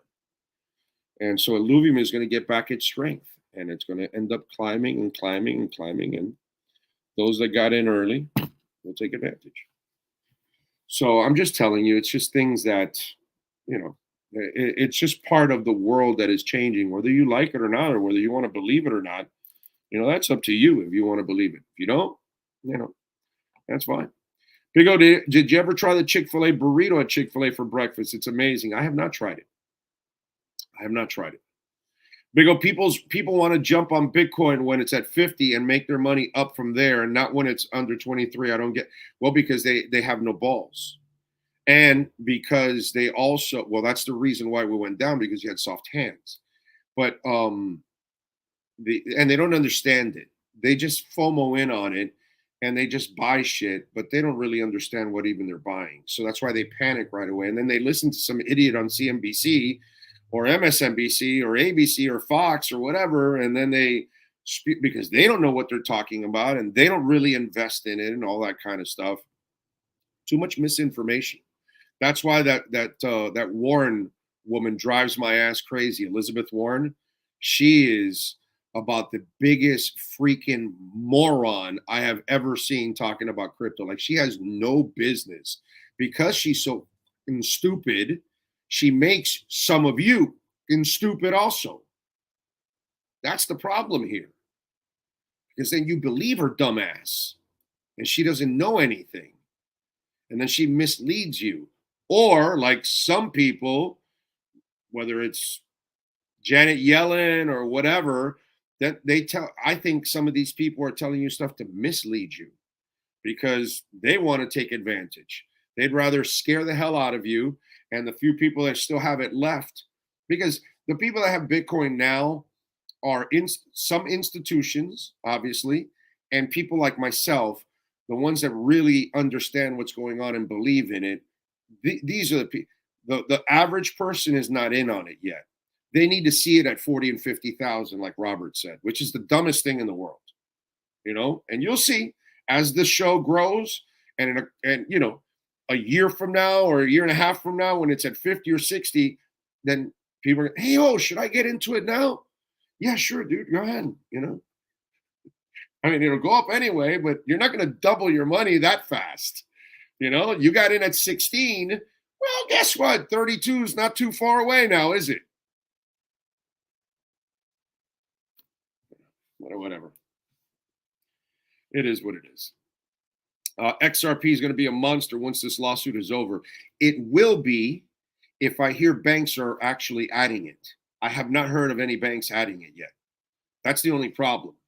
And so and other companies have stepped in and try to do the same kind of services that XRP is doing. The good thing for XRP is they've made a lot of inroads out of the United States. Question is, how much are they going to make in the United States?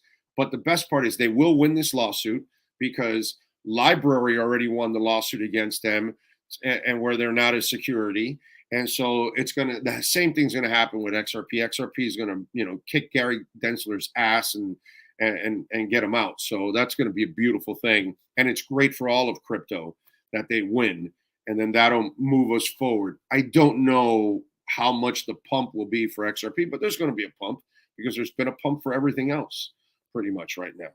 At least for the good coins, the good companies, they are pumping right now, which is absolutely fantastic. Big O, out of these two players, who would you rather see retire as a Dolphin?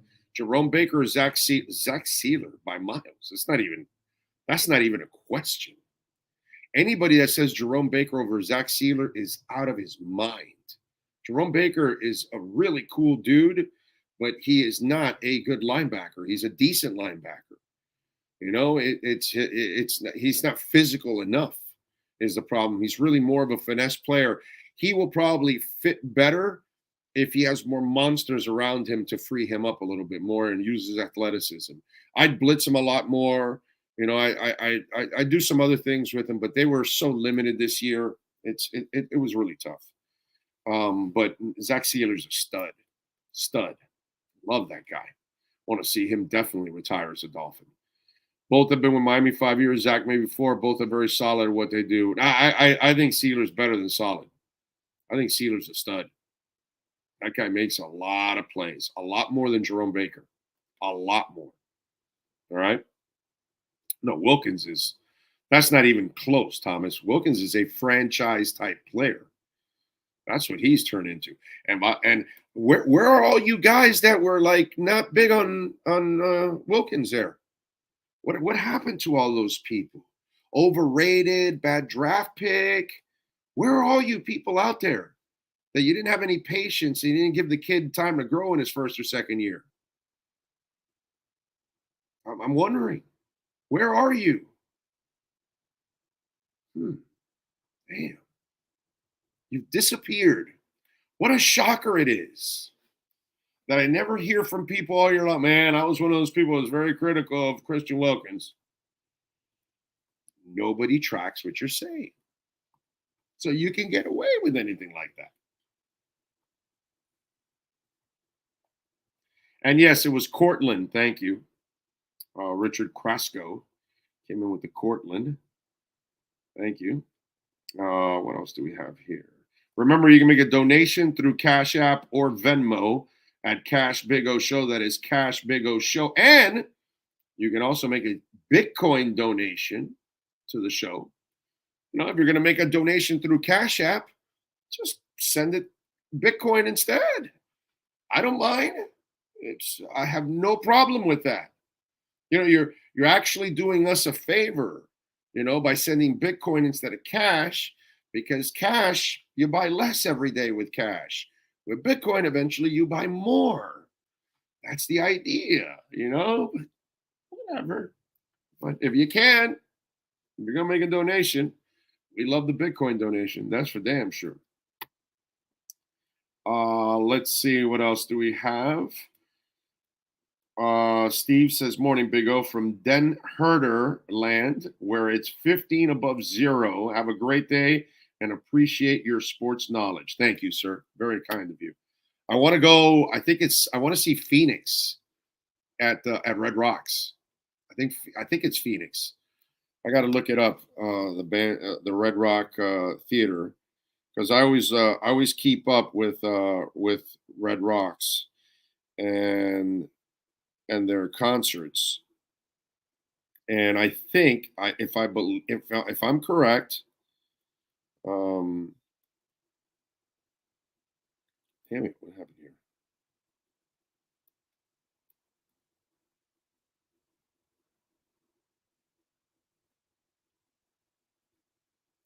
If I remember correctly, I want to see that. Let me see. Here we are. Pretty sure that there was Wiz Khalifa's going to be there April 22nd. There'll be a lot of weed there, baby.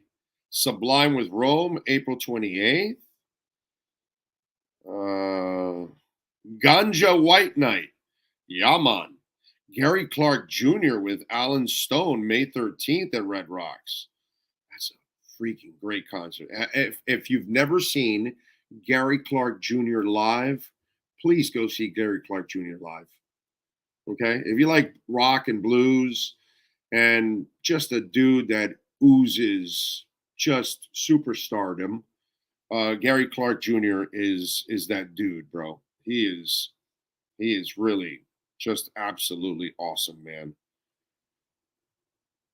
Big Head Toad and the Monsters, June 10th. Bare Naked Ladies, always a super fun concert, June 13th. I'm giving Red Rocks a nice plug here because I'm trying to find Tori Amos. Wow, July 17th. Come on, where is it? There it is. Beck and Phoenix, August 15th. I might just be in Denver, Colorado to Red Rocks. Can you, Beck and Phoenix? Are you kidding me? At Red Rocks? That's an awesome concert right there. That's a fantastic concert. I would fly for that concert. Definitely go to just a. I did it for Greta. I went with the wife to 2 years ago. Not this past September, the September before. I want to say it was the 21st and the 22nd. We went to see Greta Van Fleet for 2 nights at Red Rocks, and I had seen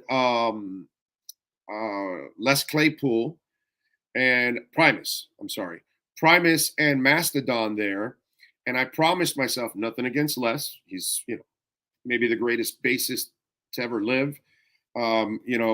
Yeah, whatever. I'm a Steve Harris guy. I know everybody, we can get into that, argument, but whatever. Les Claypool's an absolute badass. Okay. When you go try out for Metallica and Metallica says, Les, you're really good, but you're too good, bro. You should have your own band. We don't want you just, you're going to be, you're going to be overshadowing everybody on this band. That's kind of what he was too good to play for Metallica. That's how good Les Claypool is. But when you go see Primus, you don't go see him for the voice. And Mastodon does have singers. That dude can sing. And that's the one thing that I remember, that the next time I was going to go to Red Rocks, I got to have a voice. And that's why I went to go see Joshua and Greta, and because Josh can sing, and now Beck and Phoenix. Come on, man. That's a good concert there, bro. Revolution, August 19th. Plenty of Weed will be going on. Young the Giant, August 30th. I'm going to see Young the Giant here in Bayfront again because they come all the time. September 15th, 14th, the Revivalists with bands. I don't know Band of Horses, but the Revivalists are pretty good, actually. Arctic Monkeys are there for 2 nights. Nice. There you go. So there's some good concerts. I mean, it would be nuts if I lived, in the area of Red Rocks. Oh my God. What a great venue that is. What a phenomenal venue that is. Big O, in all the years as a Dolphins fan, what draft pick do you remember where you were very upset who we took? Yatil Green. Very upset. Very, very upset from the get-go. Like, I knew some other ones were bad picks, but I was so convinced that Yatil Green was never going to make it. So I covered him all throughout the University of Miami, and his body, unfortunately, the Lord didn't, football, it takes a special individual to last in football. And Yatil Green's body was never made, even though it was sculptured, it was never made to take punishment. He just didn't. You got to be durable, man. You got to be durable, Hey, Frankie, you're an Arctic Monkeys guy. There you go. You got some taste. And Taco likes Gary Clark. You got to love that. Definitely. But, yeah, I was pissed. And I got even more pissed because Jimmy started that bullshit at the podium. And he looked at, well, no more twists and strains and pulls. And I'm like, who the hell are you talking to, bro? You're talking to a guy, a walking, talking I would watch that guy get injured in every other play and walk off the sidelines to UM. It was like super, super gifted, man. Oh my God, could that guy be that guy easily could have been a number 1 wide receiver in the NFL. His body just could not hold up. And that's part of the skill in football. You got to have a body that can, take that punishment. Win C32 says Oasis, Arctic Monkeys, and the Stone Roses are my favorites as a UK resident. Nice. I love the Stone Roses. Big Stone Roses guy. Love Oasis. I wish they weren't such assholes. And but I mean, how many times have we seen that in rock where, the band just doesn't get along, or brothers in this case, or whatever. And I saw Oasis in their heyday, with together. And that was really cool, but man, God, and Arctic Monkeys. I mean, can you imagine one concert with all 3? Now that would be, I would fly to London to go see that.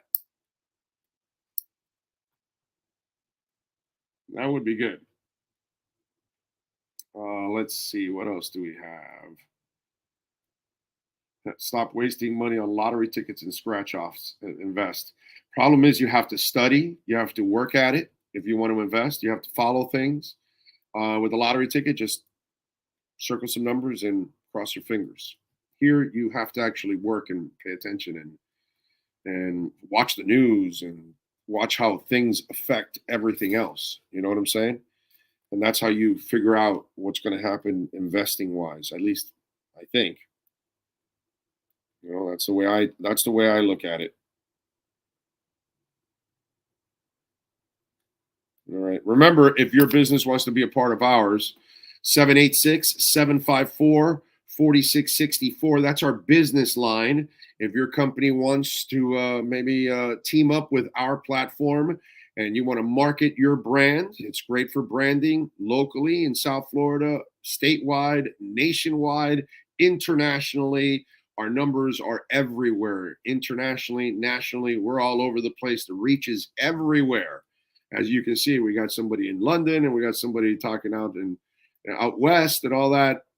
That's how it always is on this show. We got a lot of people listening everywhere.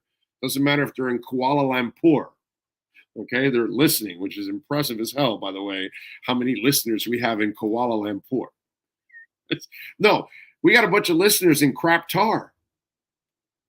I don't know how that happens. Like, you get America and UK and Canada and Mexico, you understand those, but then Crap Tar comes up and you're like, huh? What? Damn, what the hell's going on? So we reach everywhere, okay? Everywhere. So if your business wants to brand in a big time way, please call us at 786-754-4664. Great way to pick up new clients too.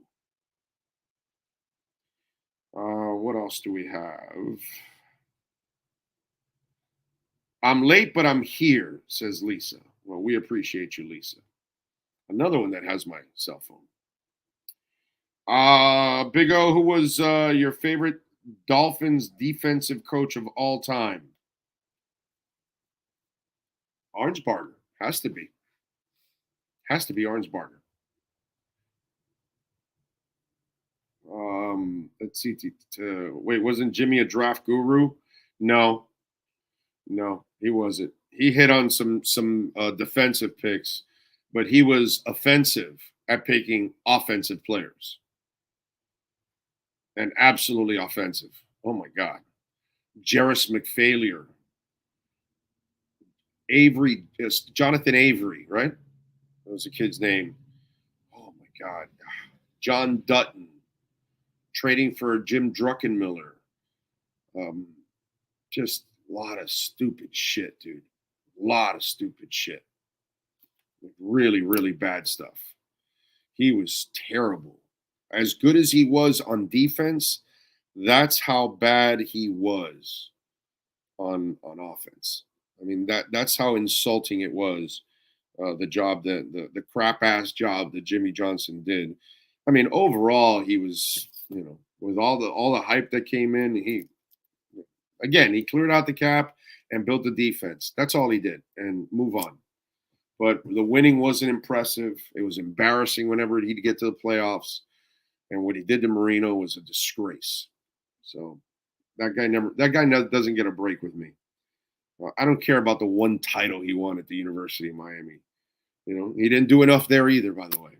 That Fiesta Bowl win, that Fiesta Bowl loss was just as bad as winning that. It was as bad as it was good to win the one title. It was that bad to lose to the Fiesta Bowl. And knowing what you know, when you know that Vinny Testaverde's a choker and he gave it away in Tennessee the year before, there's a part of me that says sometimes, Jimmy got on a fortunate role there in Dallas, but he never really was able to do that in other places. So it wasn't like he was like a guy that he's no Pat Riley. Let's put it that way. Okay. That everywhere he goes, his team is impactful. Right? The Lakers, well, he had Jerry West, right? But he did coach him up to a whole bunch of championships. Then he goes to the Knicks, and they were nothing, and he created something out of them and got them to the finals with that team that couldn't even shoot. And then he comes to Miami, and look what he's done. You know what I'm saying? That's different. That's the impressive part with people that do that kind of stuff. So to me, sometimes that part gets a little overrated at times, especially down here. A lot of you get clouded by all of that. So, yeah. Crazy stuff. Anyway, let's dive in and let's find out more about the Miami Dolphins. Alan Poopart is ready to go, baby. Our EJDconstruction.com Miami Dolphins report. Dolphins fans, time to get insight on your favorite team with your favorite reporter with an Expos hat. Sports Illustrated's Alan Poopart in our EJDconstruction.com Miami Dolphins report, exclusively on the Big O Radio Show. All right. How you doing, man? You doing all right? Can't complain. How you doing? Good. So what the hell is going on with Fangio? It's a great question, isn't it? Here's one. Can I give you a theory on something? Oh, I was about to give you my theory, but go ahead. Go ahead. Well, my theory is it's been out there that there was this whole plan last year for Sean Payton and Tom Brady to join the Dolphins until it was kind of derailed by the Brian Flores lawsuit. And the plan also included Vic Fangio coming aboard as Sean Payton's defensive coordinator. Okay. Now it's entirely possible that they talked this off season and Sean Payton was looking to get back into coaching and they had made plans again to hook up, and then it looked like the Broncos were going in a different direction away from Sean Payton. So possibly at that point this weekend, when the Dolphins are hot and heavy after Fangio, they agreed to terms, and then maybe come to find out later that the Broncos circled back to Sean Payton, and Vic Fangio at that point says, whoa, time out, wait a second. Yeah, that's what I thought too. And then the other thing too is also the reason that because now I can see somebody saying, well, if that's the case, then why hasn't he been hired already? Well, they have to go through the process related to the Rooney Rule, so they're going to have to interview, even though it's possible that Sean Payton may already know that's the guy he wants. They still have to go through the machinations of the Rooney Rule and interview, minority candidates. They already did in-house. They in-house for head coach, not for defensive coordinator. No, didn't they? Are you sure they didn't hire? So the one name I heard was it Chris Harris or? I thought they interviewed one of their defensive, their linebackers coach or somebody for defensive coordinator. But either way, I thought the same thing, but I've changed my mind now as things are developing. Go ahead. What's your theory now? I think he's locked into Miami already. I think he just got pissed off that he got mentioned before the Super Bowl when he's probably still doing work with Philadelphia. So he probably got a little pissed off at the agent. And what's giving it away for me is, what are you hearing about San Francisco and Denver? Why isn't Schefter, Rap Sheet, Pelissero, Garofalo, Silver, Glazer? Why isn't anybody saying, hey, the Denver Broncos are making a wave and they're making some, they're getting close to this, or the Niners are getting close to this? With nothing. You don't hear anything with Fangio anymore. It has gone completely silent. And I just think, and that's why, the Tony Pauling came out yesterday, Barry Jackson came out yesterday and said that they're reporting that he's still coming here. And I believe he is, because the other shit would have gotten out too on the other side. Somehow or another, if they're making some progress, something would have come out from this, and nobody's reporting anything. The only thing people keep coming back with is he's still coming to Miami. And I think that's what it is. It was prematurely released by the agent, and the coach got pissed. Not the Dolphins. I think it's the agent that ended up releasing this whole thing, and that's why we're in this pickle now. So after the Super Bowl, maybe is when we hear, that announcement. Okay. While your theory makes sense, I'm going to do a counterpoint to that theory. I love it. Not entirely, but the fact that it's gone radio silent, you're making a big deal of the fact that it's gone radio silent. Yep. It is possible that Fangio now has told everybody, zip it. We're going to do this behind the scenes. I don't want any of this crap coming out anymore until there's something that can be announced. It's the NFL, dude. Nothing goes under the radar like that. I just have a hard time believing that. But somebody has to leak it. If Vic Fangio tells his agent or tells anybody he's involved with, you do not say a word about this, it's going to get respected until there's actually a deal. So I'm not disputing the notion that he very well could still come here. I'm just saying that there are possible scenarios involved as well. Hey, Planet Killer, thanks for telling us that Beathard has passed away. That was yesterday, buddy.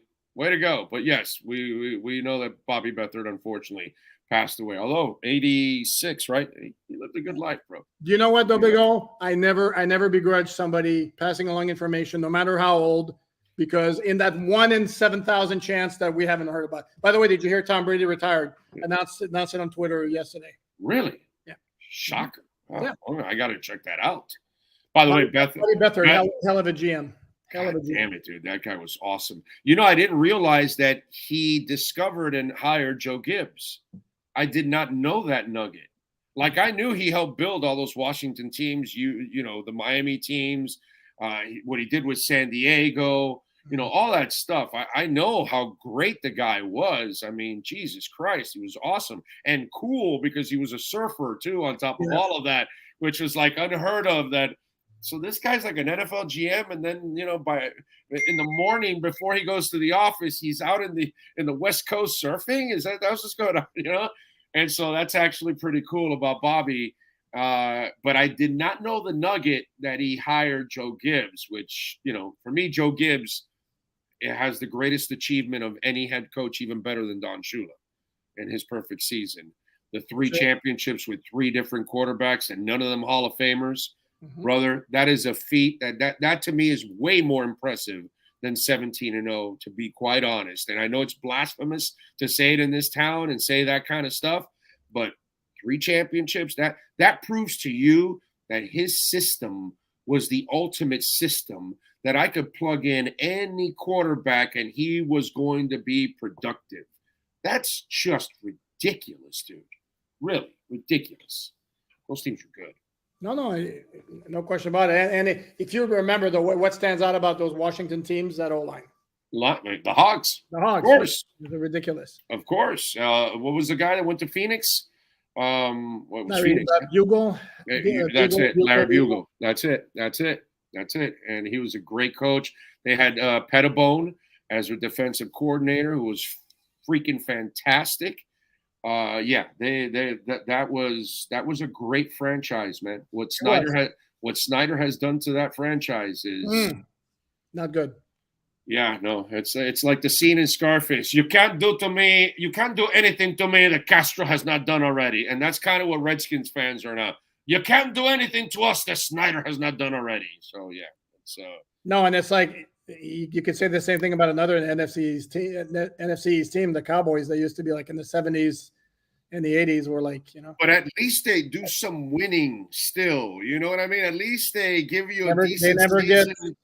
No, I know they don't get over the hump, but dude, Washington. Oh, no, I agree. Oh my God. Yeah, it's bad. It's like, completely off the cliff. You've gone from, royalty to like the dregs of the NFL now, which is like really, really bad. All right. So let's, to me, I kind of find it funny, not the Tua situation and concussions or anything. I don't find that funny. But I find the reaction from people, oh, he's finally off concussion protocol, and this, that, or they're worried about some Pro Bowl or something. And it's like, what this guy needs is rest. Who gives a shit that he was still on concussion protocol? This is part of the process. Guess what? They probably mishandled everything during the regular season. How about let's handle things the right way now? And there's the off season. So let the man rest. Let the brain recover. Why are some people so worried that he wasn't ready to possibly go to the Pro Bowl and replace the guy that threw 2 touchdowns for the Ravens? I mean, give me a break, dude. It's like, really? I haven't. I'll be honest with you. I haven't heard that. I've gotten. It's like, oh, he can't even be ready for the Pro Bowl or whatever. And it's like, who gives a shit about that, dude? No, and him clearing for concussion protocol. You can say it's not a big deal because it obviously was expected, but obviously it's a step that needed to happen at some point, and the fact that it's happening sooner rather than later is obviously a good sign. If it had been a lot faster than Ethan Carter, correct. And Ethan, from what we know, it was 1 concussion, and it was months before they even decided to put him on the IR. Because it happened right at the end of training camp, right? I believe. No, season opener. Or first week. Okay, first week of the season. And then from there on, dude, he was on the IR forever until they said, yeah, we got to put him permanently on the IR. He's done. And I know he was important because he was Alec Ingold's backup. So if anything happened to Alec Ingold, that was the second guy in line. Whoever would play would have been your third option at that point, and that would have been a little disappointing. Yeah, but Mike McDaniel told us late in the year, he was asked specifically about Ethan Carter, that in conjunction with the medical personnel, that Ethan Carter made a decision fairly early that, this needed to happen, that he needed to just and shows what it was, how much it was affecting him. Well, correct. Some of my colleagues, I actually never saw the replay where he got hurt, and some of my colleagues said that who did see it said it was like bad, like he was like out cold, like immediately. So, and again, this is what I've said all along: is concussions are fickle and they're not the same for every player. But I'm going to go back to my point that, like, by the way, COVID was the same way. Dave Navarro 2 years later still can't taste anything. Correct. Some people, it went through like a cold. Some people died. It just, we had no idea how it was going to affect different people. Unfortunately, it's just one of those things. And the same thing, Larry Zonka is a rock, and he led with his head and carried 4 dudes on a consistent basis, dude. And nothing has ever happened to Larry Zonka. Maybe he's just got a freaking hammerhead. You know what I mean? But not everybody is blessed with Larry Zonka's skull structure. No, correct. But the bottom line for me again is it was expected, but again, it's still like a major step that needed to happen, regardless of when it happened. So hey, I don't want to poo-poo. As far the Pro Bowl to me is like, give me a break, dude. I mean, you're 3 quarterbacks now with Trevor Lawrence, Tyler Huntley, and Derek Carr, who were like the 4th, 5th, and 6th alternates. I mean, Jesus Christ, come on. Right. And then Josh Allen withdraws because of an injury, and he's out in California playing in Pebble Beach. Yeah. By the way, they are informing us now that the Beatles broke up. No way. Now that's disappointing. I'm depressed now. That's it. I don't think I can do this show anymore now. Yeah. Damn it. Okay. Yeah, and by the way, I'm going to say I'm a Dave Matthews fan because one thing I've learned about Dave Matthews fans, don't ever speak bad about Dave Matthews in front of a Dave Matthews fan. Those people are fanatical. Okay? Watch out. Rush people are also like that. Yeah? Oh, wow. Okay. I like Dave Matthews also. So what you're telling me, it was all Dave Matthews and Rush fans January 6th at the Capitol? I'm sorry. Anyway, let's just get it was too easy. It was anti-Rush, and anti-Dave Matthews fans. All right, those were the fanatical people that we saw there. Okay, I got it now. All right. So what's your gut tell you about the Fangio thing in the end? Jesus. I think he's coming. I think it's done. My gut tells me I don't know. No, yeah, that's what most people think. I mean, I don't want to pretend that right now that I know something that people know, because if I did, I'd be writing it. Right, exactly. That's why we're all going with guts right now. We're not going with facts. We're just going with guts. We don't have the facts. No, but here's the thing. Here's the thing. If you go because there are 2 points. He agreed to terms with the Dolphins and backed off. So basically, now if he signs with somebody else, he's going back on his word with the Dolphins. Right. If he told Sean Payton last year, and that's out there, multiple credible people have reported it. If he told Sean Payton last year, I'm coming with you, I'm going to run your defense, and now Payton gets a job, and all of a sudden it's like, no, I'm not going with you. Is he turning his back on Sean Payton? So my feeling is it's going to be Denver or the Dolphins. And then the Denver factor is they just fired him 2 years ago as head coach. Now, it's not the same ownership. I understand that. And the general manager now has no power because Payton will now take over personnel, suck up his information, fire him in May when his contract's up right after the draft, and bring in his own general manager. We've all seen this story before. This is what happens. That's the way it goes. So the guy that's in place now is just it's a Randy Mueller situation. Well, Coach Saban, yep, here are all my draft reports. Okay, that's great. Here, I got my own. All right, let's go. It's like, damn, what did I do all that work for? That kind of shit. No, but correct. But again, or he tells George Payton, listen, I'll keep you along, but I'm the one who's going to make the final call. And with the blessing of ownership, and then if George Payton is okay with that, but he's a guy who's got a good reputation around the league, and he may decide. No, really good dude. Really good dude. Up somewhere else. So. Yeah, I think he'll end up somewhere else. Unfortunately, not his fault. It's part of the changes, man. It happens. It's we're watching Mike McDaniel now. He inherited 2 coaches, and he's already changed one. And who knows? He might change the other one also. But that's kind of part of the game when you inherit certain people. They may not end up surviving for you. You know what I'm saying? The more juice you have coming into a job, the more power you're given. Obviously, people wanted the Broncos really wanted Sean Payton at this point. Yeah.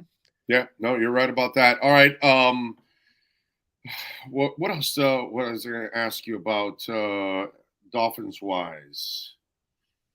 What do you got going over there on the all You're not Dolphins? going to ask me about Bradley Chubb being named to the Pro Bowl? That's exactly, yeah. Bradley Chubb in the club is in the Pro Bowl. Very good. Chubb in the club. Yes, yeah, the club.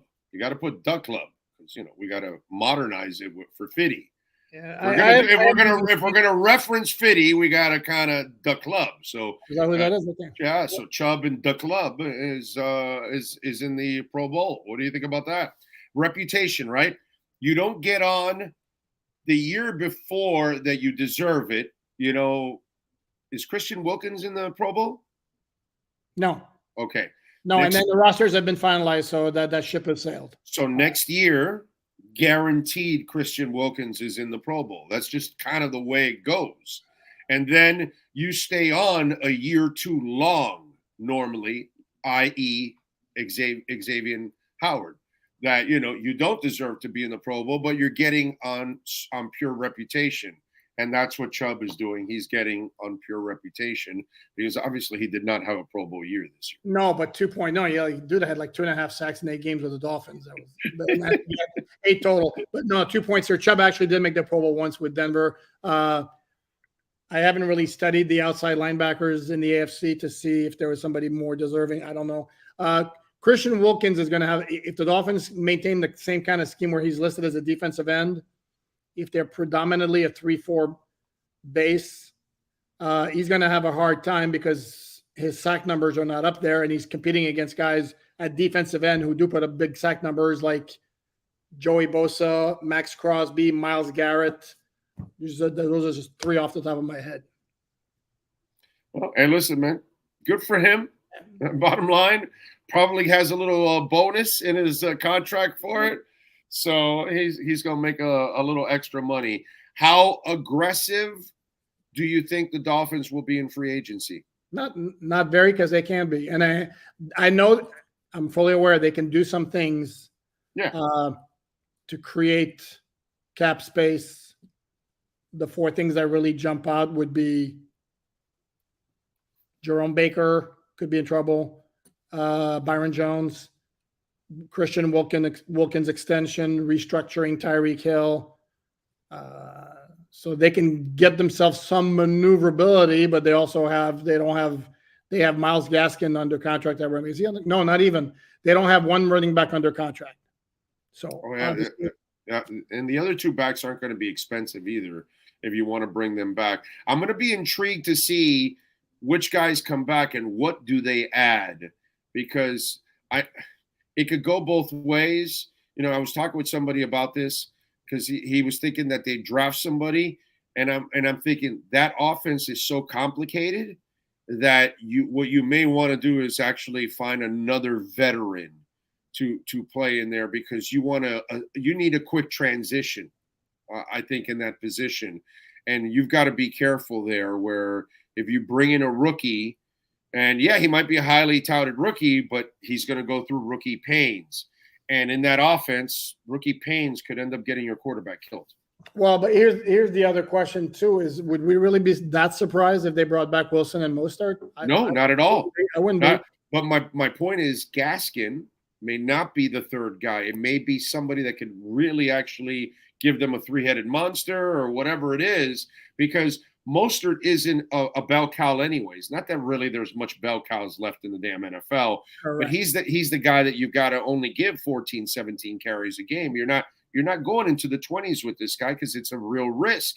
And even you saw him kind of wear down towards the back end a little bit. And he was fantastic, and he's injury prone.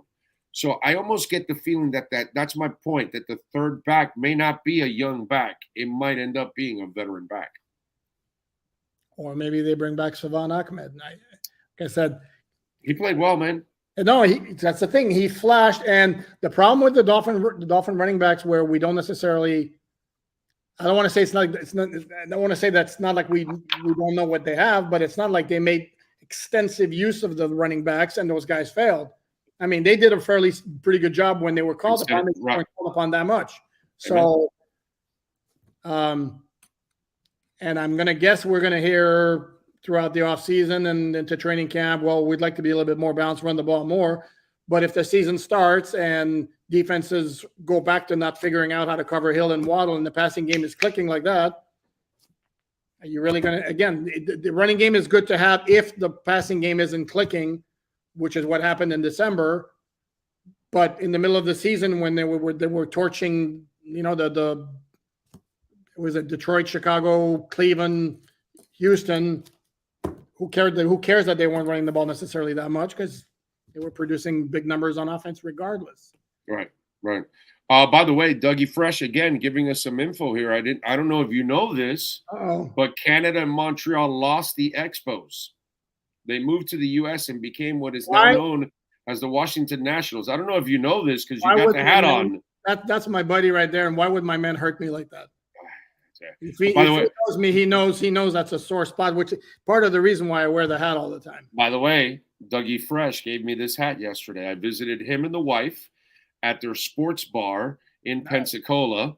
Nice. There's 3 sports bars. They're called the Ticket Sports Bar 1, 2, and 3. Okay. And they're actually opening up a bigger one now, like a 10,000 square feet or some crap like that. Some enormous ass sports bar with volleyball courts and everything. But anyway, so they were very nice. And when I got there, they had a bottle of Fiji water ready for me, that was very nice. That was quality. So Doug has been with us when we started this show, this platform. He's been with us from the get-go. So, and he's always the comedian on the chat board. Mm-hmm. So he's always entertaining. So it's good. Good people, man. And by the way, he outkicked his coverage with his wife. I know that feeling. Like I did. Like his same thing. When I saw Victoria, I go, wow, dude.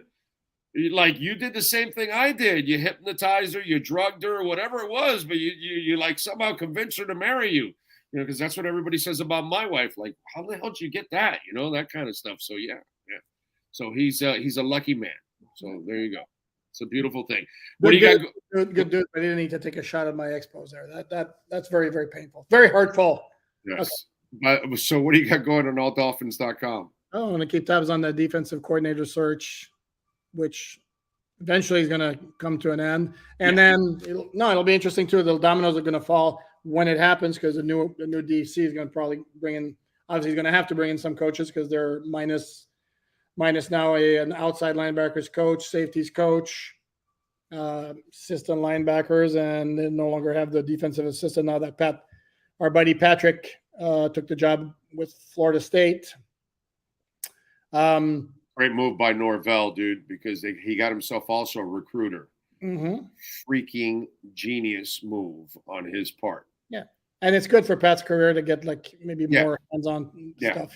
For that. So. Yeah, because he can then move to defensive coordinator from there and then start to really get into the NFL at a higher level instead of climbing that ladder inside the NFL is a little harder probably. Mm-hmm. Takes longer.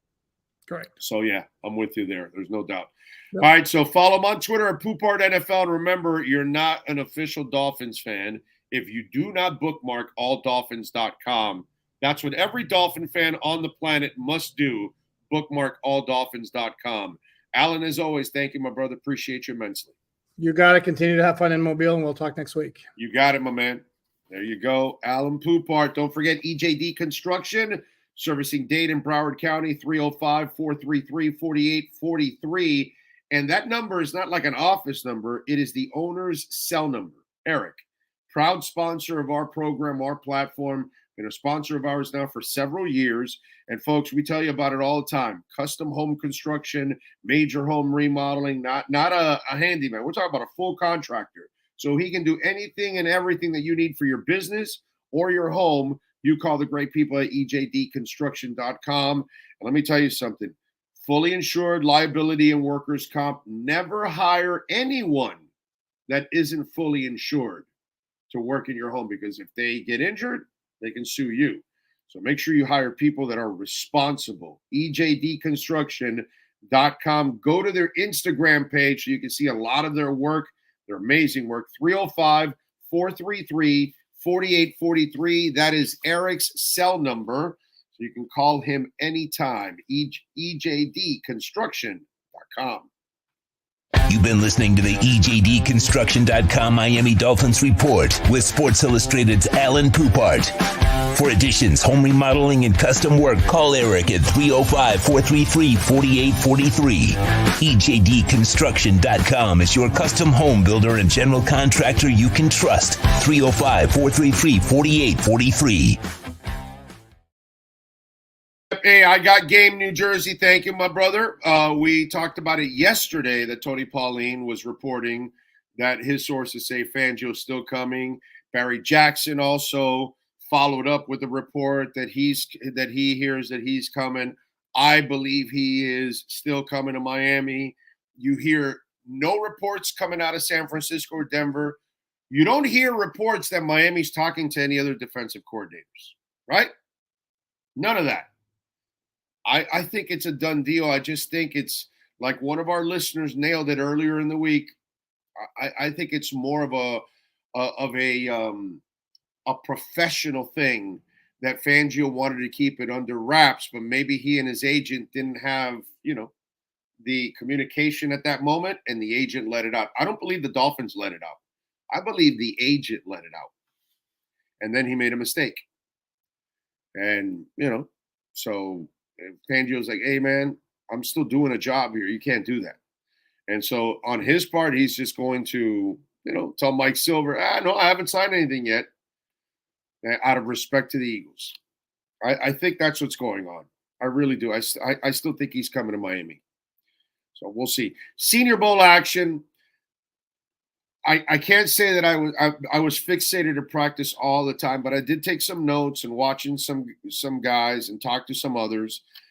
The safety Sidney Brown out of Illinois, kid can run. He can cover too. I like that kid.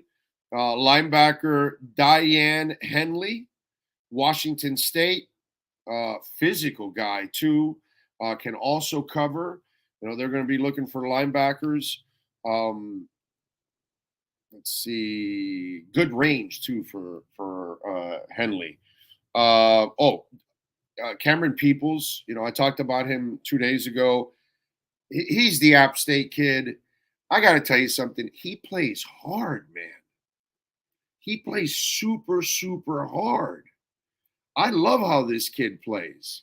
To me, he's impressive. He can run. He can block. He runs hard. He breaks tackles.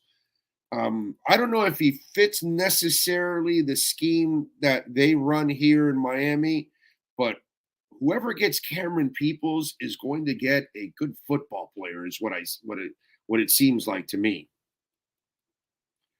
Let's see who else. Luke Musgrave, of course, everybody's been talking about him, the Oregon State guy. He's fast as hell. Can't block like most of the guys. It's only Omar Kelly.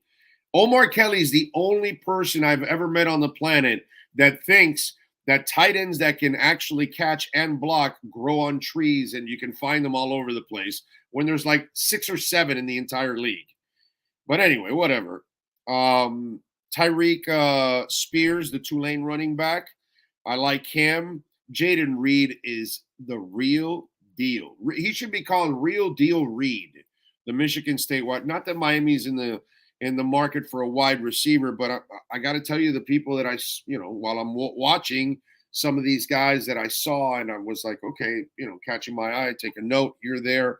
Those are some of the guys I told you yesterday about, some of the guys I liked from the day before also, so you can go back. I don't know if Sean's probably making a little segment out of all those things.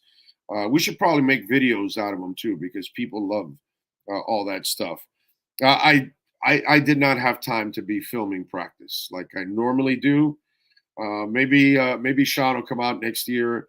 I was so busy trying to catch up with people and say hi to people I haven't seen in 2 years, and try to make some new friends too along the way. But those are some of the things that I saw in the Senior Bowl yesterday that I really like. Locally, by the way, the Heat taking on the Knicks, 6:30 tonight. Orlando Robinson is out with the fractured thumb. Oladipo is doubtful with the right ankle injury. Duncan Robinson out with the finger. That the part about Duncan Robinson that hurts is that you don't even get to showcase him. to try to trade him. So his value is nothing now at this point. It's hard. He's like a filler in a trade-in now because you got to make up for salary or something. Gabe Vincent has a right ankle injury. Hopefully he'll play tonight. Heat are favored by 1. The over and under is 213. Heat minus 120 on the money line. The Knicks plus 100. Heat should win this game. Okay? As long as Jimmy Butler is playing, they should win this game. That's the only thing I would say. Let me see what we got here. Big O, is Elway still in Denver? No, he's out. They booted Elway out. Elway is, part of the ownership group or whatever. He's probably got some kind of a stake. He's kind of more of a figure. He's kind of maybe now more in the Marino role. Okay? But he's not running personnel anymore. He's not making any football decisions.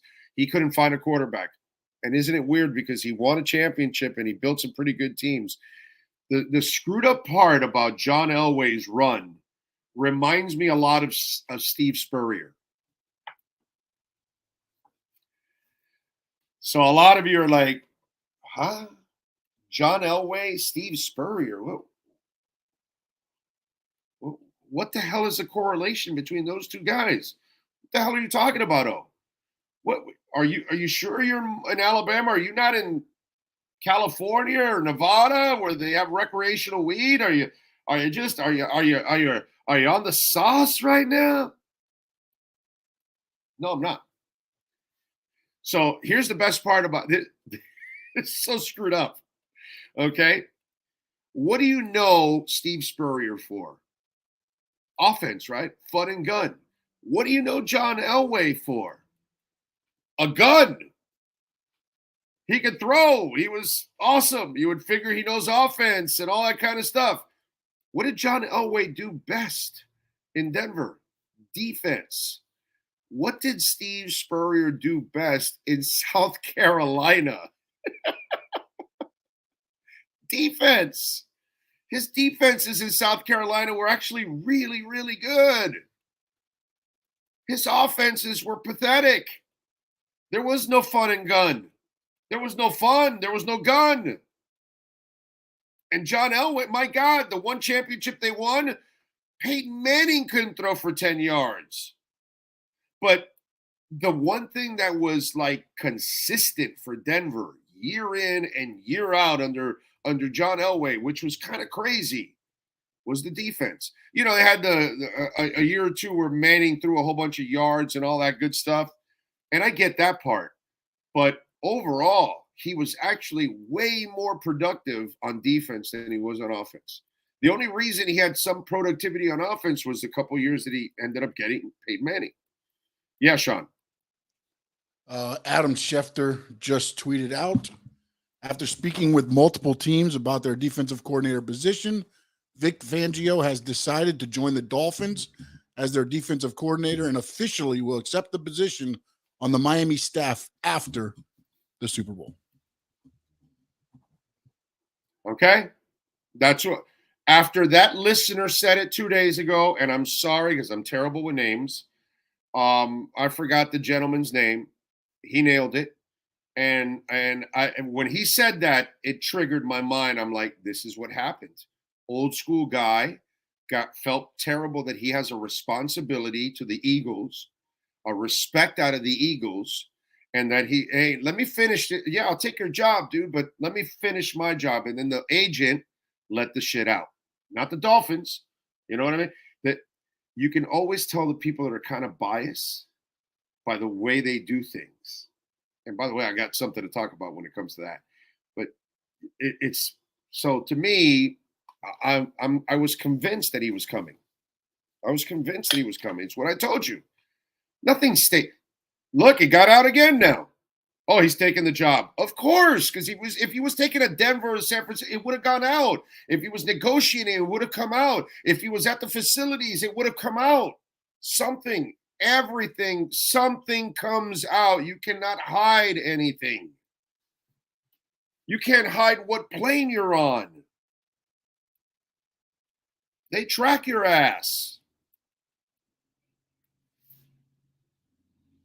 Jose Lucas, thank you for the love on the super chat. He put Schefter. Fangio is coming. That's it. They got him. Fangio is here, baby. Enough already. So Denver and Peyton, screw you. Shanahan, San Francisco, screw you. Payne coming to the AFC East. Payne coming to the AFC.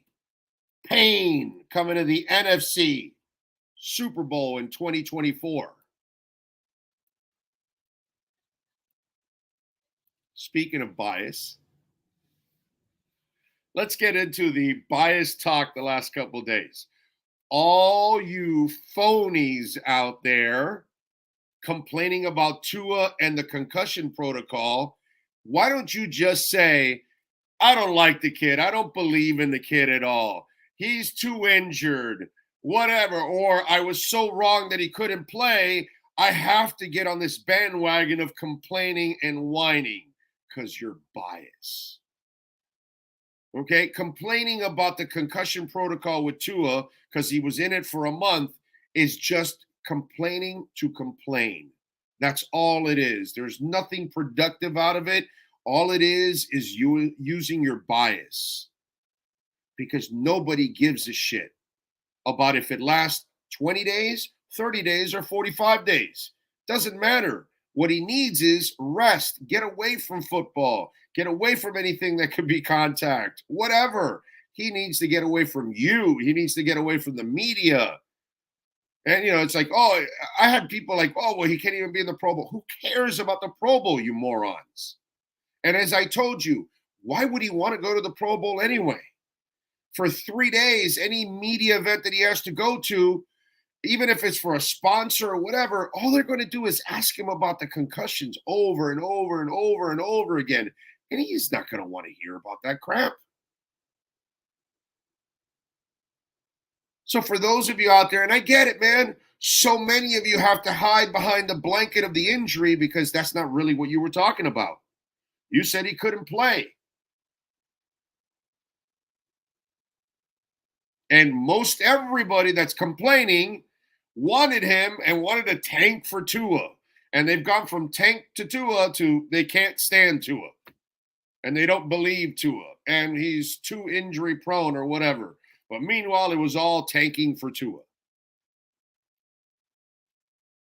So stop exposing your bias. Just say it already. Just say, man, I was wrong. He could play. But now that the injury, I'm going to lean on that now.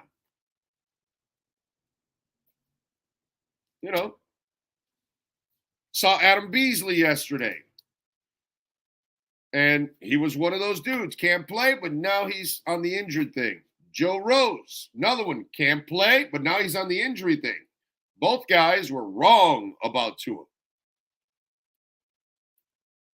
But now they need to lean on the injury stuff so they can kind of make good now. When that's not really what they were ever talking about. They were talking about too short, not strong enough arm, can't run an offense, like many others. Okay, from Diana Rossini to whoever you want to remember, all these other people that said Tua can't play, doesn't have an arm, all that.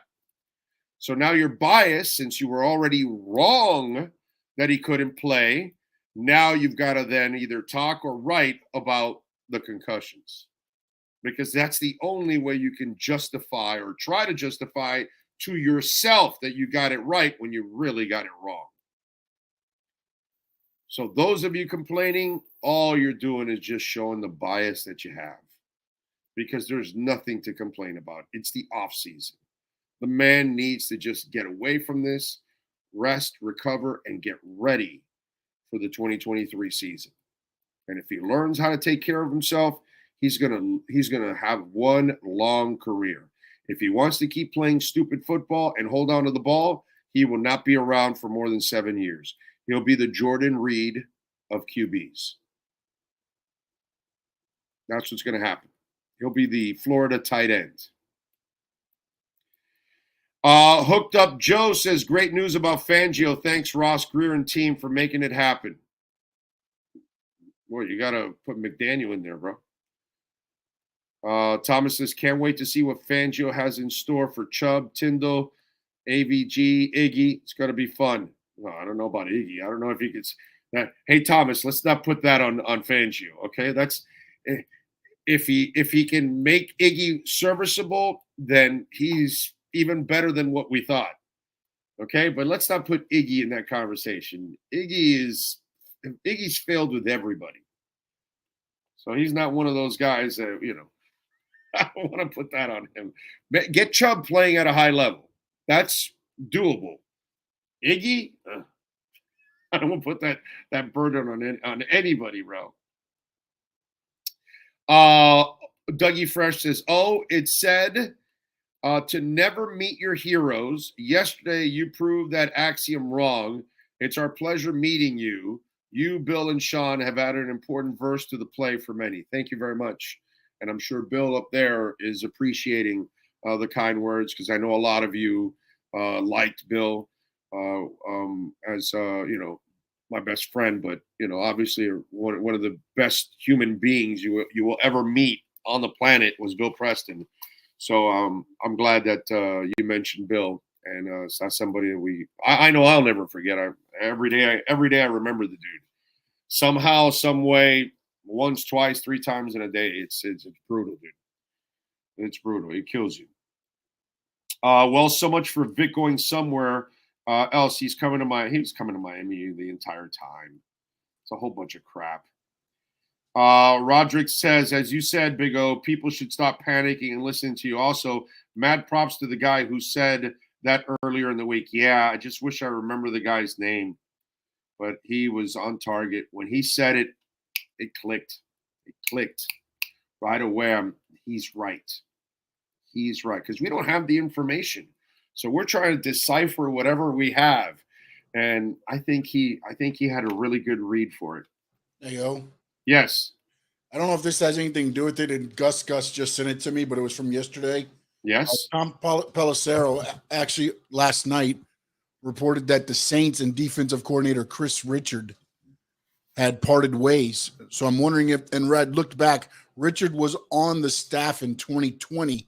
Right. Before that, he's with other people. So maybe it's 2020 with Sean Payton possibly going over, and then that's why Fangio. I mean, again, I'm just throwing out there, but maybe another door closed that Fangio thought was going to open, and now it's okay to say he's coming here now, because when all along he probably was coming here. Right. I see what you're saying. Now that Chris Richard, that optics. Now it's yes.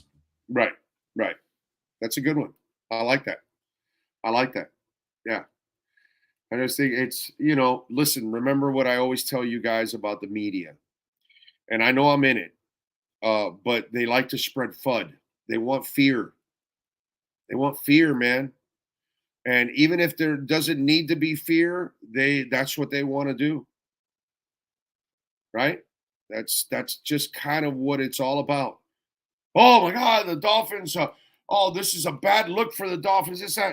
What are you jumping the gun? Why is it a bad look for the Dolphins? What did the Dolphins do? I'm sorry, I must have missed it. They're negotiating with the guy. They didn't say anything. Story got out. Okay, whatever. It's not them. Whatever's going on it's Fangio, right? Whatever. He didn't want it out, and whatever. The agent let it out, and and he's an old school guy. Hey, yo, man, I got a job here. Let me respect these people that are paying me right now.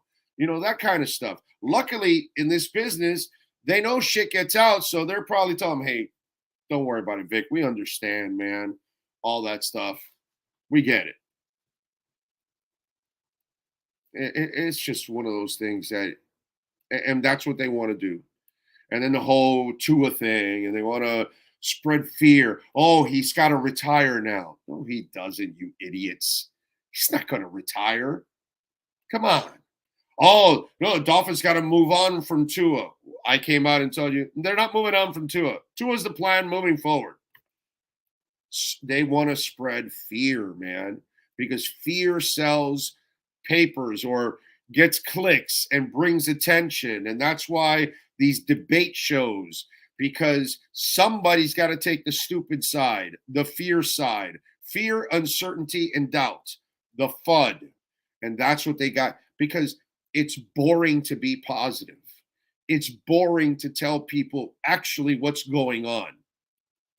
It's way more sensationalistic to make up all kinds of shit that isn't happening.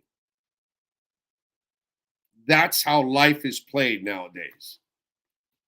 How ridiculous is that? But that's how we handle all of this, which is just insulting.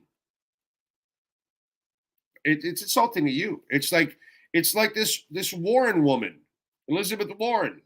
She's talking about, oh, the crypto's bad and there's money laundering. It's like, you dumbass hoe.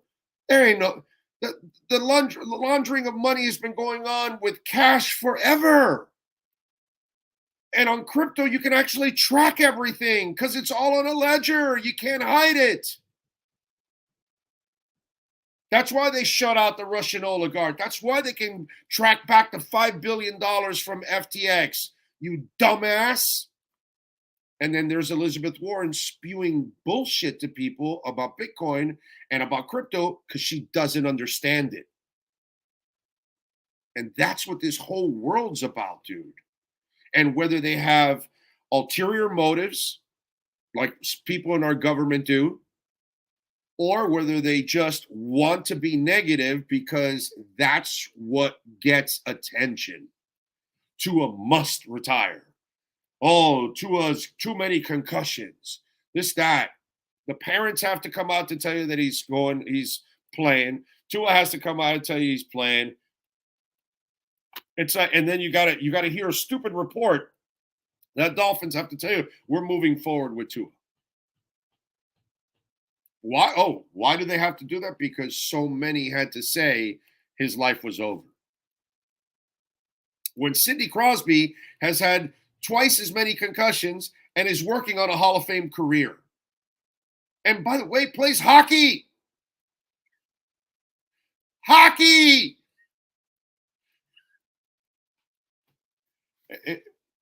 That's this world, man. That's this world. It's what sells. You know, just being honest and talking about what's going on doesn't sell. Let's be sensational. We have to find the sensationalistic avenue of it. Oh, it's not raining as much with the storm system coming in. Don't worry. Find a puddle and stand there. And so, well, we got a lot of flooding going on here. You know, and it's one block in one neighborhood. Meanwhile, the rest of the counties, you know, no puddles. But the weather person or the news person is going to find that one place they got flooded. Fear, uncertainty, doubt. They love it. They love it, bro. They love to put fear in you. They enjoy it. Everybody does it. Media does it. Democrats do it. Republicans do it. Everyone does it. Your mom will do it. Oh my God, you just ate and went into the pool.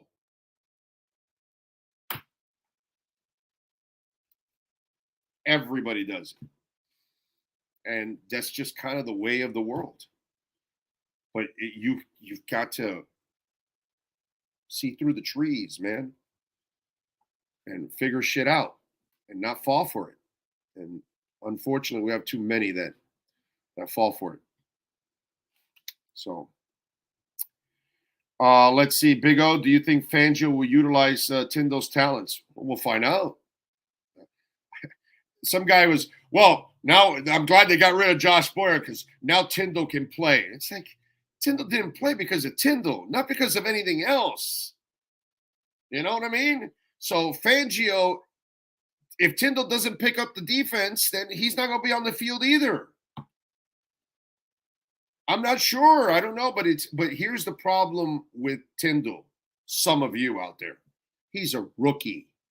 We just had the conversation earlier about Christian Wilkins. Did we not? Did we not have the conversation about Christian Wilkins? I think we did. In fact, I'm pretty damn sure we had a conversation about Christian Wilkins and the people that were complaining. And I said, where are the people complaining about Christian Wilkins when in year 1 and 2, oh, he's a bust, he's not a good pick, this, that. Where are you? Because you have no patience.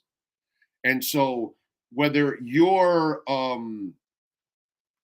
Ezukama or you're Tyndall, I don't care about your rookie year. Okay, so you weren't the immediate impact. That doesn't mean you're not going to be a great player. Xavier Howard was not an immediate impact. His first, maybe even his second year, I think maybe he had an all right second year. Then he kind of blew up.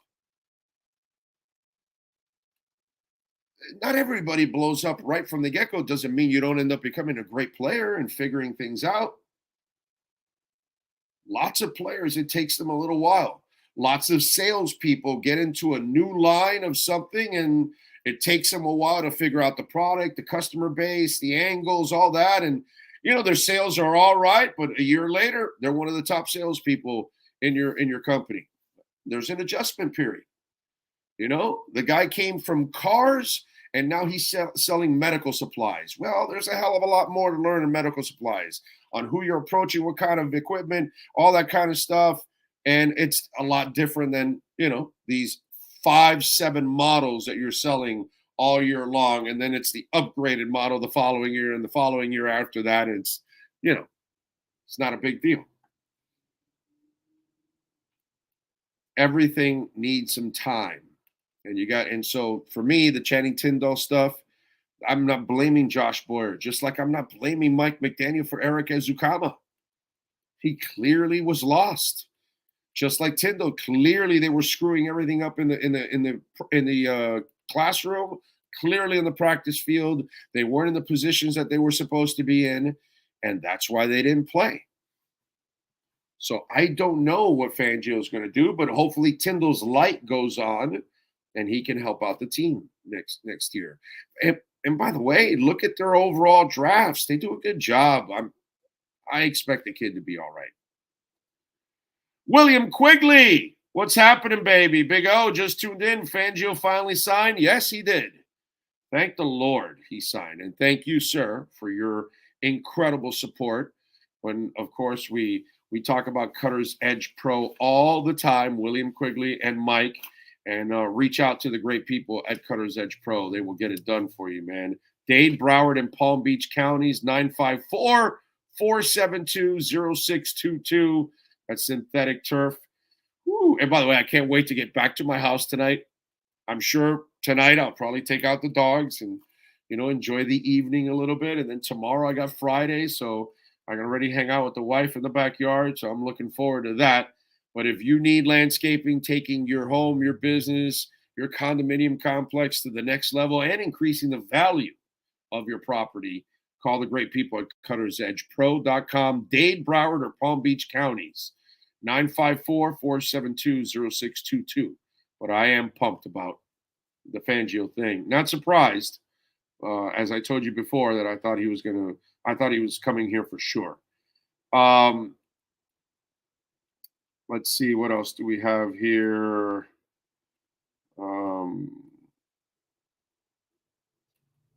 Let's see. There goes the neighborhood. I don't know what that means. What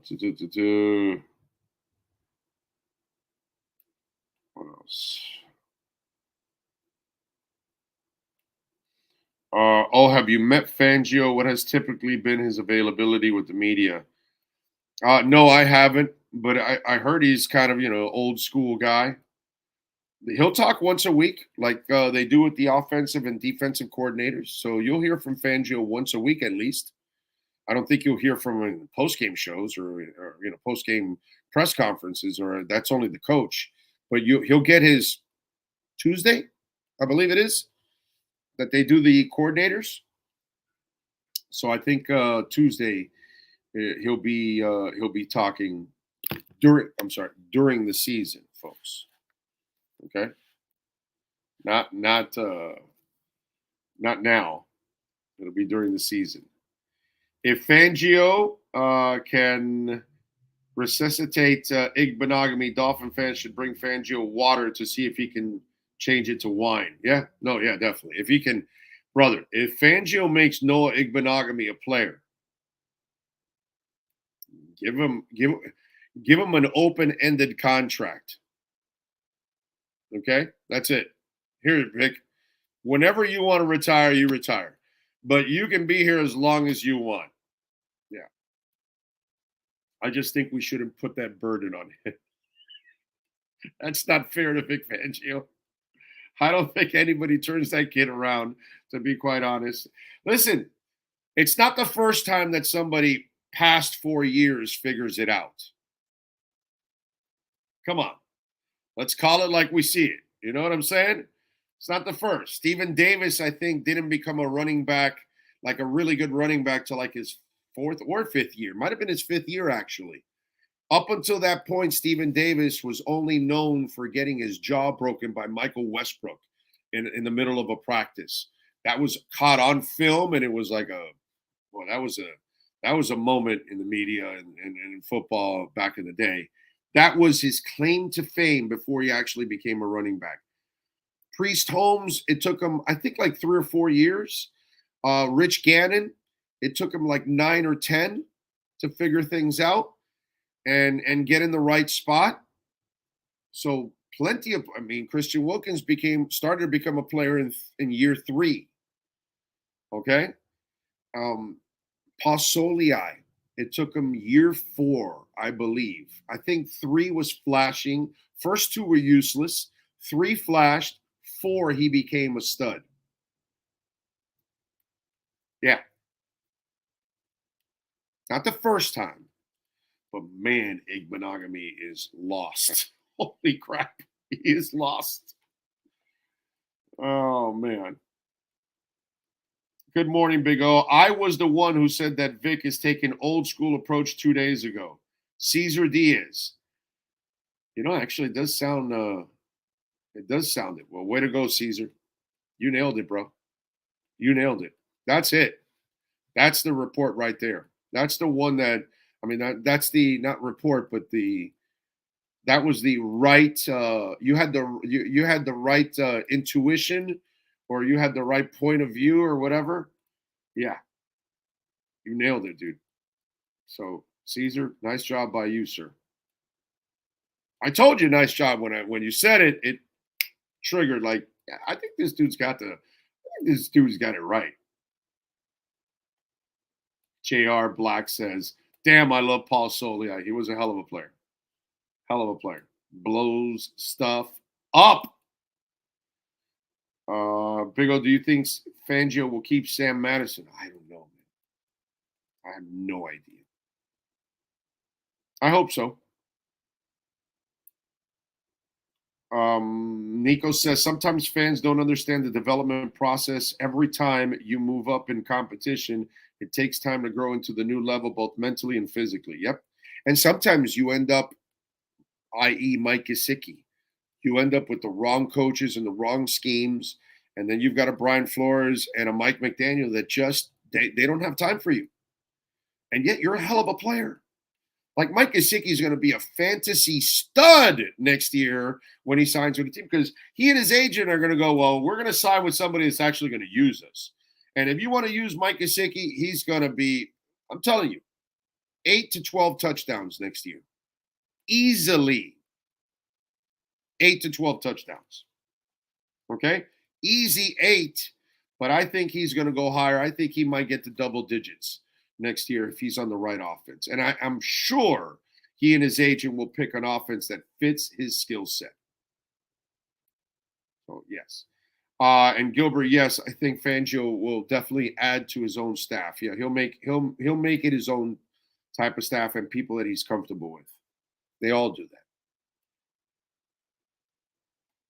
And what else do we have? I have no idea, Terry Lynch, who Fangio's bringing on the staff. I'd be lying to you if I told you who can do it. He needs to fix Raekwon Davis. Raekwon Davis has not justified his draft status. Raekwon Davis right now is working on being a bust. Okay? Raekwon Davis does not flash enough. He doesn't even come close to. Forget flash consistency. I don't even want to I don't even want to put the word consistency and Raekwon Davis next to each other because it's an insult to the word consistency. Okay? Raekwon Davis does not do enough.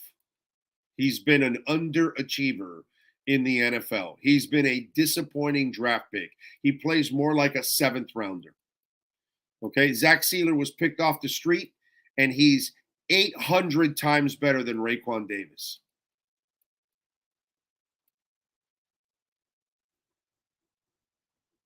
Let's see what else. I really liked it when we had Kiko. You can get an epic linebacker like him. Okay, that's a joke, right? Popple, that's a joke, right? You're being facetious. You're trying to get a rise out of me. Because you really can't be that stupid, right? I think you know what? I think I remember that name. You are troll-like. I'm gonna be watching you. I'm doing a Sam Kinison in old school. I'm watching you. Big O, would you say Fangio definitely has a Rolodex? Yeah, I would think so. And he has, and literally a Rolodex. He doesn't have a phone with all the contacts in it. No, he literally has a Rolodex.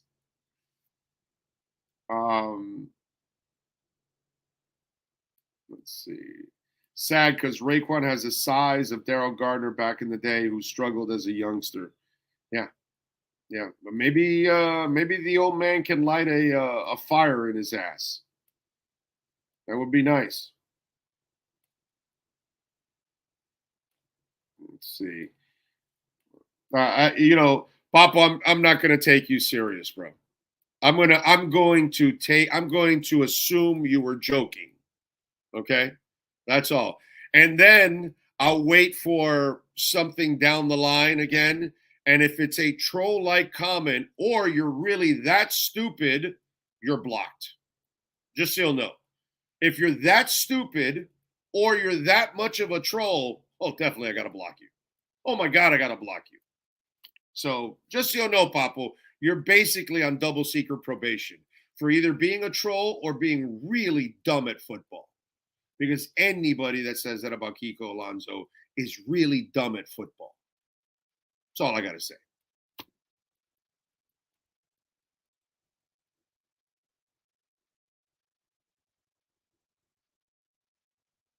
Yes.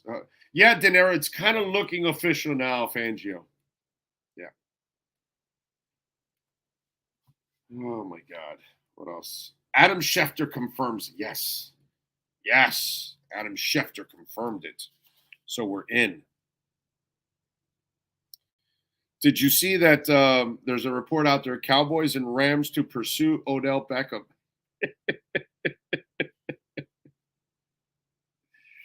I know Odell Beckham has talent. I want nothing to do with that clown, to be quite honest. He's also a sack of injuries, too, to me. But it's funny how they say the Cowboys and the Rams. Okay, Cowboys are stupid. So I can see them going after Odell because they kind of go after clowns like that. And a clown like that would like to, play in a city with an owner like that. That's, And so the other one is the Rams. The Rams, the team that is about to go into the abyss, into a hellhole. Listen, they got their championship. I'll gladly suffer all the cap issues that they're going to have now. And they're going to have to be trading players. They're looking to move Jalen Ramsey. So they could be willing to move all kinds of players on that team. They have to. They got cap issues. They've got all kinds of stuff. So it's not going to be a very good team moving forward. In fact, this is the year that will force Sean McVay to retire. After he has a really crappy season, he's going to look at his IG model and say, yeah, I don't want to keep with this. It's not a Super Bowl caliber team, and I got that piece of ass here. Yeah, I'm going to go there. And that's probably what's going to end up happening. But, Odell will probably also look at it and say, well, I'm going to go to the Cowboys, flash and dash. The Rams are an absolute disaster. Your quarterback's falling apart. He's old. Odell Beckham. Oh, my God.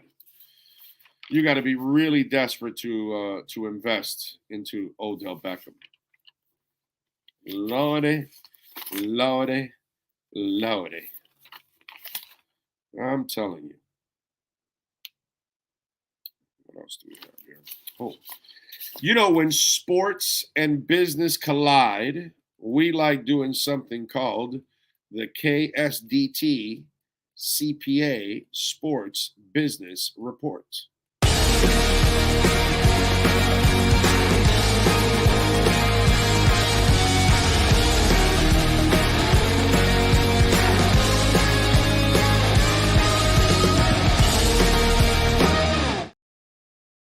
All right. So, let's see. Shohei Ohtani has left ASICS after 8 years, and he has just signed on a new long-term contract with New Balance.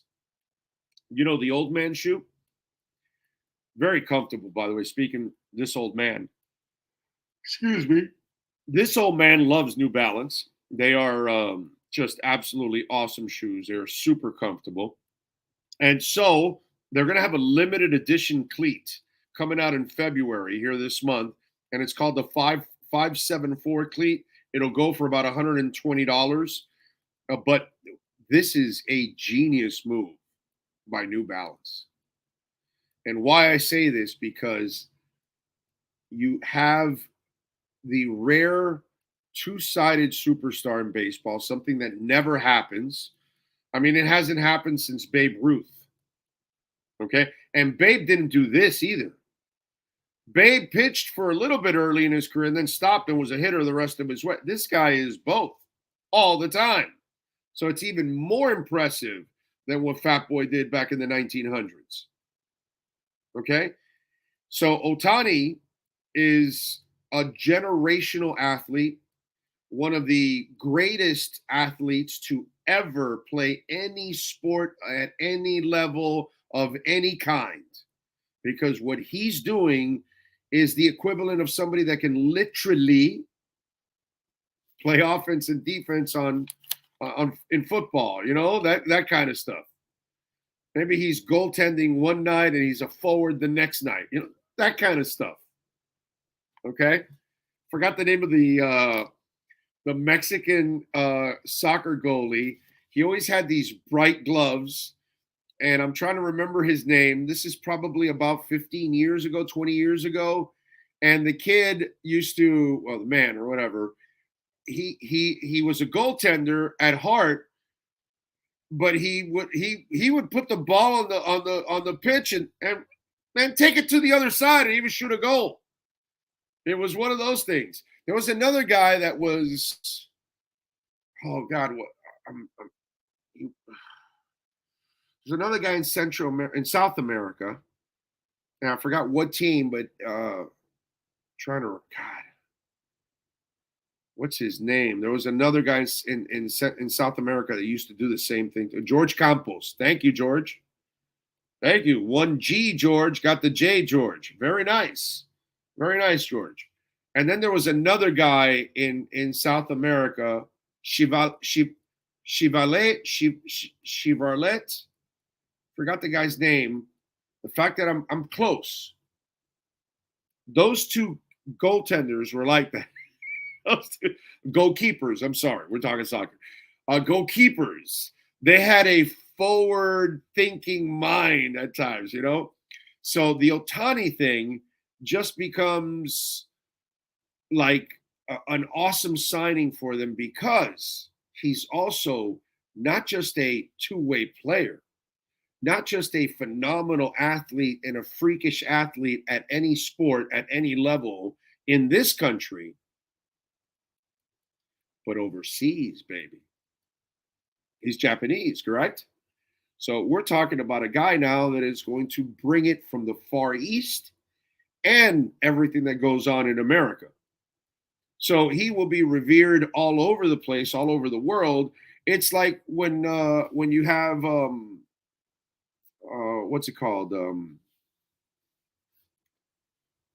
Oh God, now I'm forgetting this guy's name now. I'm brain farting. But I mean, it's just, this is monstrous when you have a talent like this. What's the name of the guy? What's the name of the Seattle guy? Ichiro.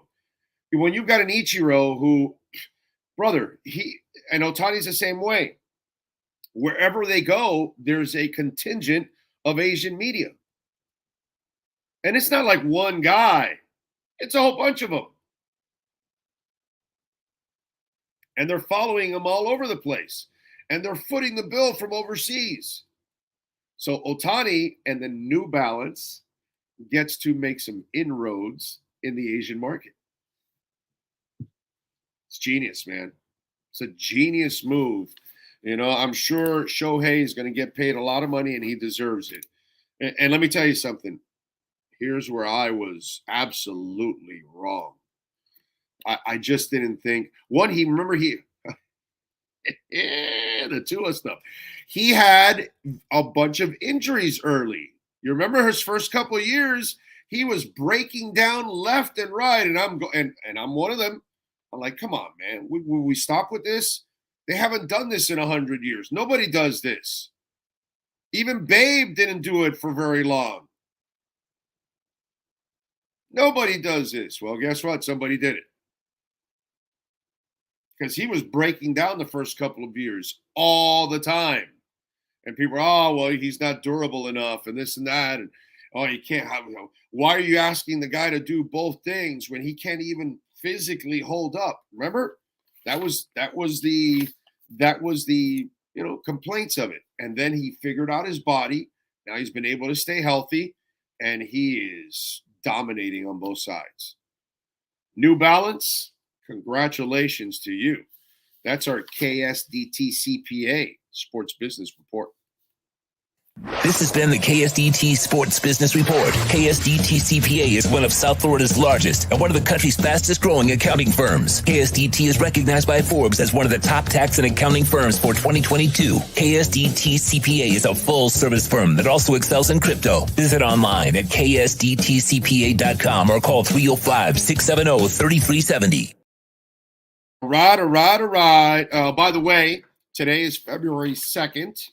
And today in music history, in 1979 on this date, Sex Pistols bassist Sid Vicious died of a heroin overdose in New York City the day before the rocker held a party to celebrate his release on $50,000 bail pending his trial for the murder of his former girlfriend, Nancy Spungen. It was at that party where he did the heroin. All right.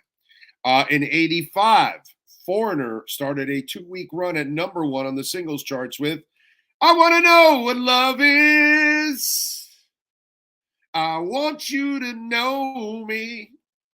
Anyway, what a voice, Lou Gramm. You are just, I know that he was inducted into the Metal Rock Hall of Fame, but this is a guy that, man, I know he doesn't have that voice anymore when you've seen him live the last 10 years, maybe 15, but one of the most distinctive and powerful voices that rock has ever seen. The range in that voice was amazing, and that sounds so distinctive. God, you knew who Lou Gramm was right away. I don't care if he was singing Foreigner or he was singing his single Midnight Blue or whatever, but you knew who he was right away when you heard that voice. In 76 on this day, Genesis released their 7th album, A Trick of the Tail, their first to feature drummer Phil Collins as their lead vocalist. In 2005, Linkin Park's Chester Bennington visited southern Thailand to see the damage left by an 04 tsunami. While there, he went to 2 elementary schools and helped paint a house. And rest in peace, Chester Bennington, who unfortunately is not with us anymore. And again, this is the reason why we tell you a lot of times that internal pain is real. And a lot of people are living with demons. And you may not be easily depressed, but some people are. And some people, you know how we talked about earlier about the FUD and uncertainty and doubt, that tends to creep into people's minds. And the ones that can't necessarily get it out and fight it, those are the ones that end up living with some demons that, you know, sometimes they don't reach out and sometimes they do reach out. And if somebody does reach out with those kind of issues, I hope you take the time to listen, because not all of us are cut from the same cloth. Not all of us can handle everything the same way. And as much as, you know, my old school ways would like to tell you, toughen it up, it's just not the reality. It's not the reality, unfortunately. So that is what happened today in rock music history. By the way, Sports Grill, proud sponsor of our program. And listen, Super Bowl's next week. You got some specials, $1.50 Bud Light drafts and bottles. Listen, Mondays, a $7 single smash burger is amazing. Tuesdays, the $2 tacos, chicken, beef, or fish. Wednesday, the kids eat for free with the purchase of an adult entree. I mean, and they've got 8 great locations now. I've been saying 7 for years. Now it's 8 with the new location in Doral, which you've got to go check it out, right off of 87th Avenue. It's about a mile north of the Doral golf course. So go check it out. And special grilled wings are the bomb, right? But now you can take their sauces home. So if you love the buffalo sauce, the meat, the Miami Heat, the blackberry, the barbecue, the dale, you can do that. You can actually take that home and douse it all over the place. It's a beautiful thing. Sports Grill, baby. Go to sportsgrill.com. Check out the 8 great locations and the nearest one to you. Enjoy. Sports Grill, great food. Enjoy the friends. Enjoy the family. Just a great place at sportsgrill.com. Lamb, Lies Down, and Shapes, still my 2 favorites. Okay. All right. Lamb and Selling England, my 2 favorites. All right. Oh, does the skull on your ring mean wedding ring? Anything? Oh, no. Yeah, that's my wedding ring. Yep, that's it right there. That's my wedding ring. Yep. That's how my wife said I do.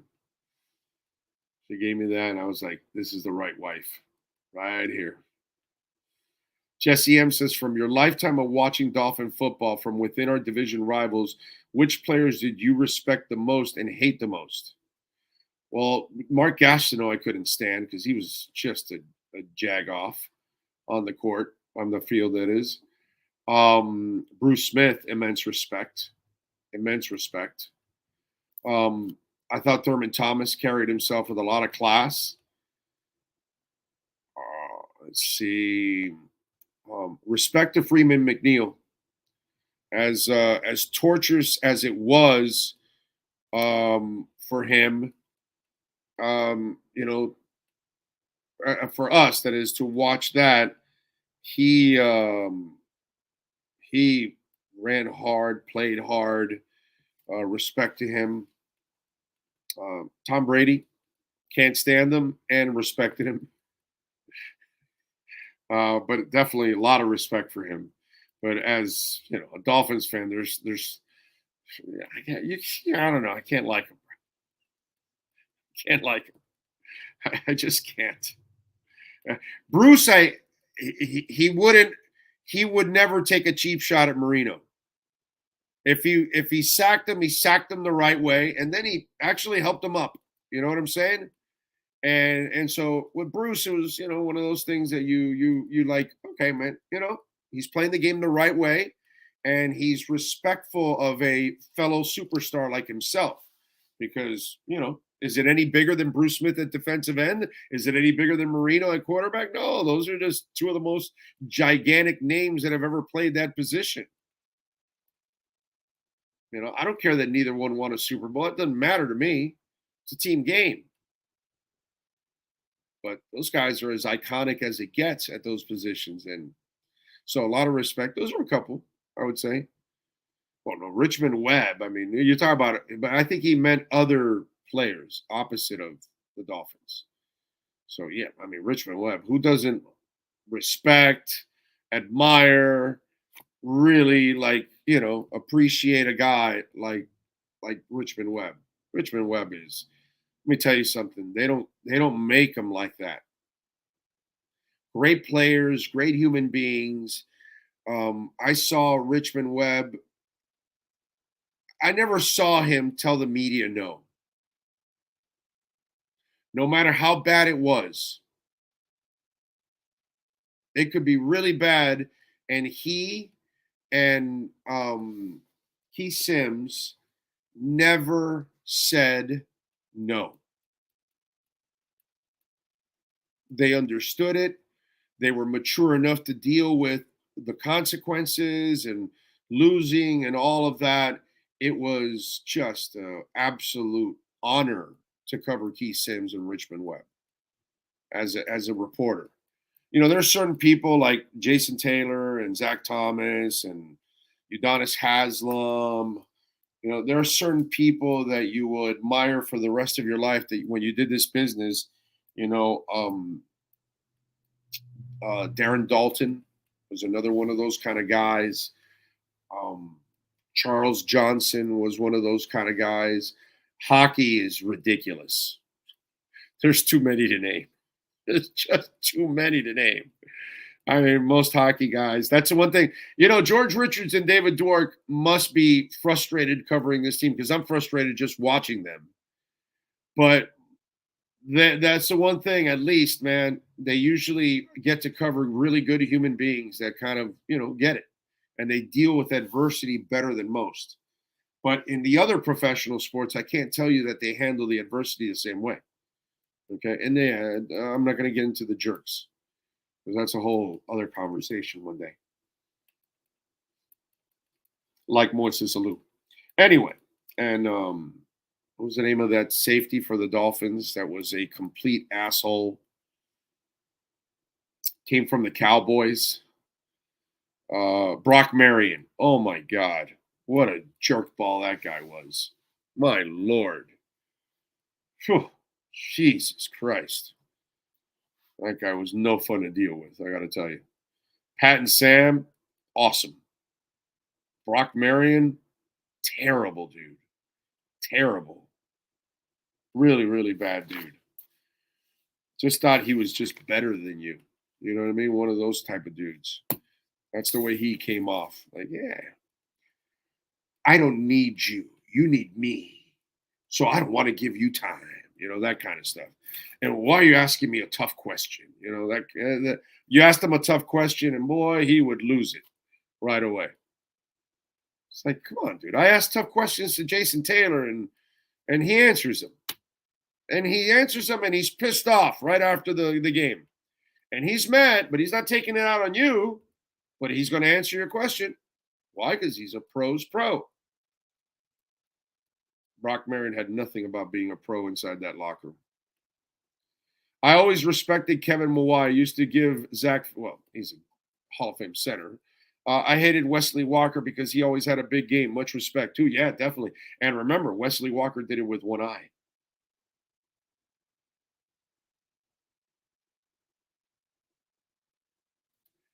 So, Wesley Walker had a glass eye. That's impressive. That's impressive. Okay? Anyway. Sheffield seems like he was nasty. I had a great relationship with Gary Sheffield. Gary is a country boy. Gary was very much to himself. He was kind of an introvert. Okay? And so Gary wasn't necessarily comfortable talking. That's the problem that people, sometimes you don't understand the human being. And not everybody is comfortable in front of a mic. And Gary Sheffield was not. So he was misunderstood by most media members as a guy that was kind of, moody or whatever.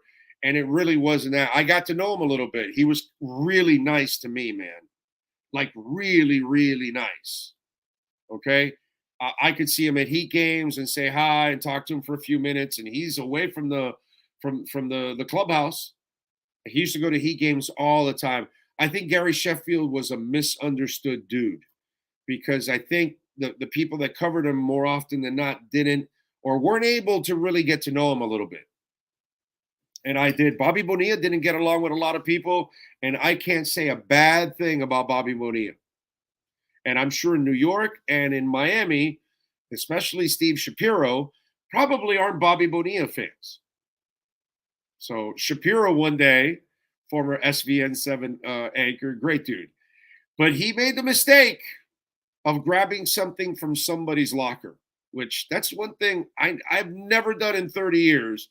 I've never touched anything in anybody's locker room because that's not what you do. That's not your territory. That's not your business. So he grabs a bat. And he grabs it, and he wants to talk to Bonilla. Hey, and Bonilla looks at him and goes, like he ripped into him, like, what are you doing with my bat, bro?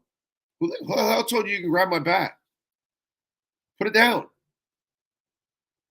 And he had every reason to be pissed off. And these are things that sometimes happen. But Bonilla, for me personally, I can only talk about, I had a good relationship with him. I'll tell you somebody that was a jerk, and Kevin Brown was one of the worst people I've ever covered. What a punk ass.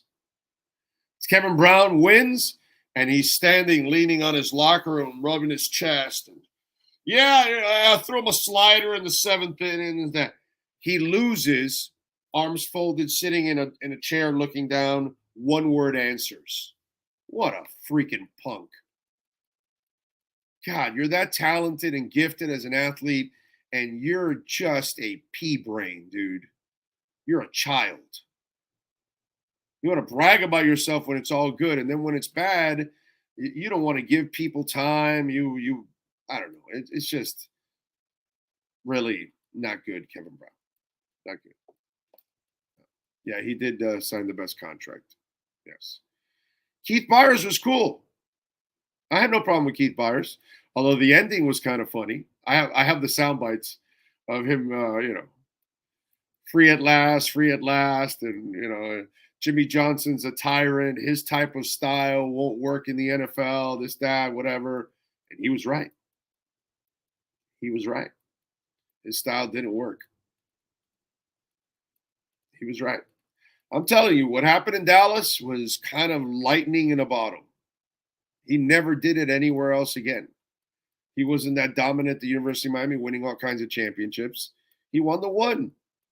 That's it. And he lost badly the other one that he had no business. It's still probably the worst loss. The Ohio State one was stolen. But the Fiesta Bowl, he gave it away with stupid coaching. And here with the Miami Dolphins, yeah. Well, it's just, by the way, I've told you the story. Jimmy Johnson didn't even want Troy Aikman. He had to fight his front office for Troy Aikman. If it wasn't for one man standing up and saying, Jimmy, you have to draft Troy, right? If it wasn't for one guy, he doesn't take Troy Aikman. And then he still, after Gil Brandt talks him into taking Troy Aikman, after a bunch of his personnel people were going after him, because remember, it was right when he got there, so he inherited some of those people, including Gil. And they were like, no, we got to take Troy. We got to take, all right. And so at least I give Jimmy credit to deferring that. But then guess what the hardhead did? He went and drafted Steve Walsh in the supplemental draft. And then when he saw that Troy Aikman was the shit, he then traded Walsh to Chicago, I believe.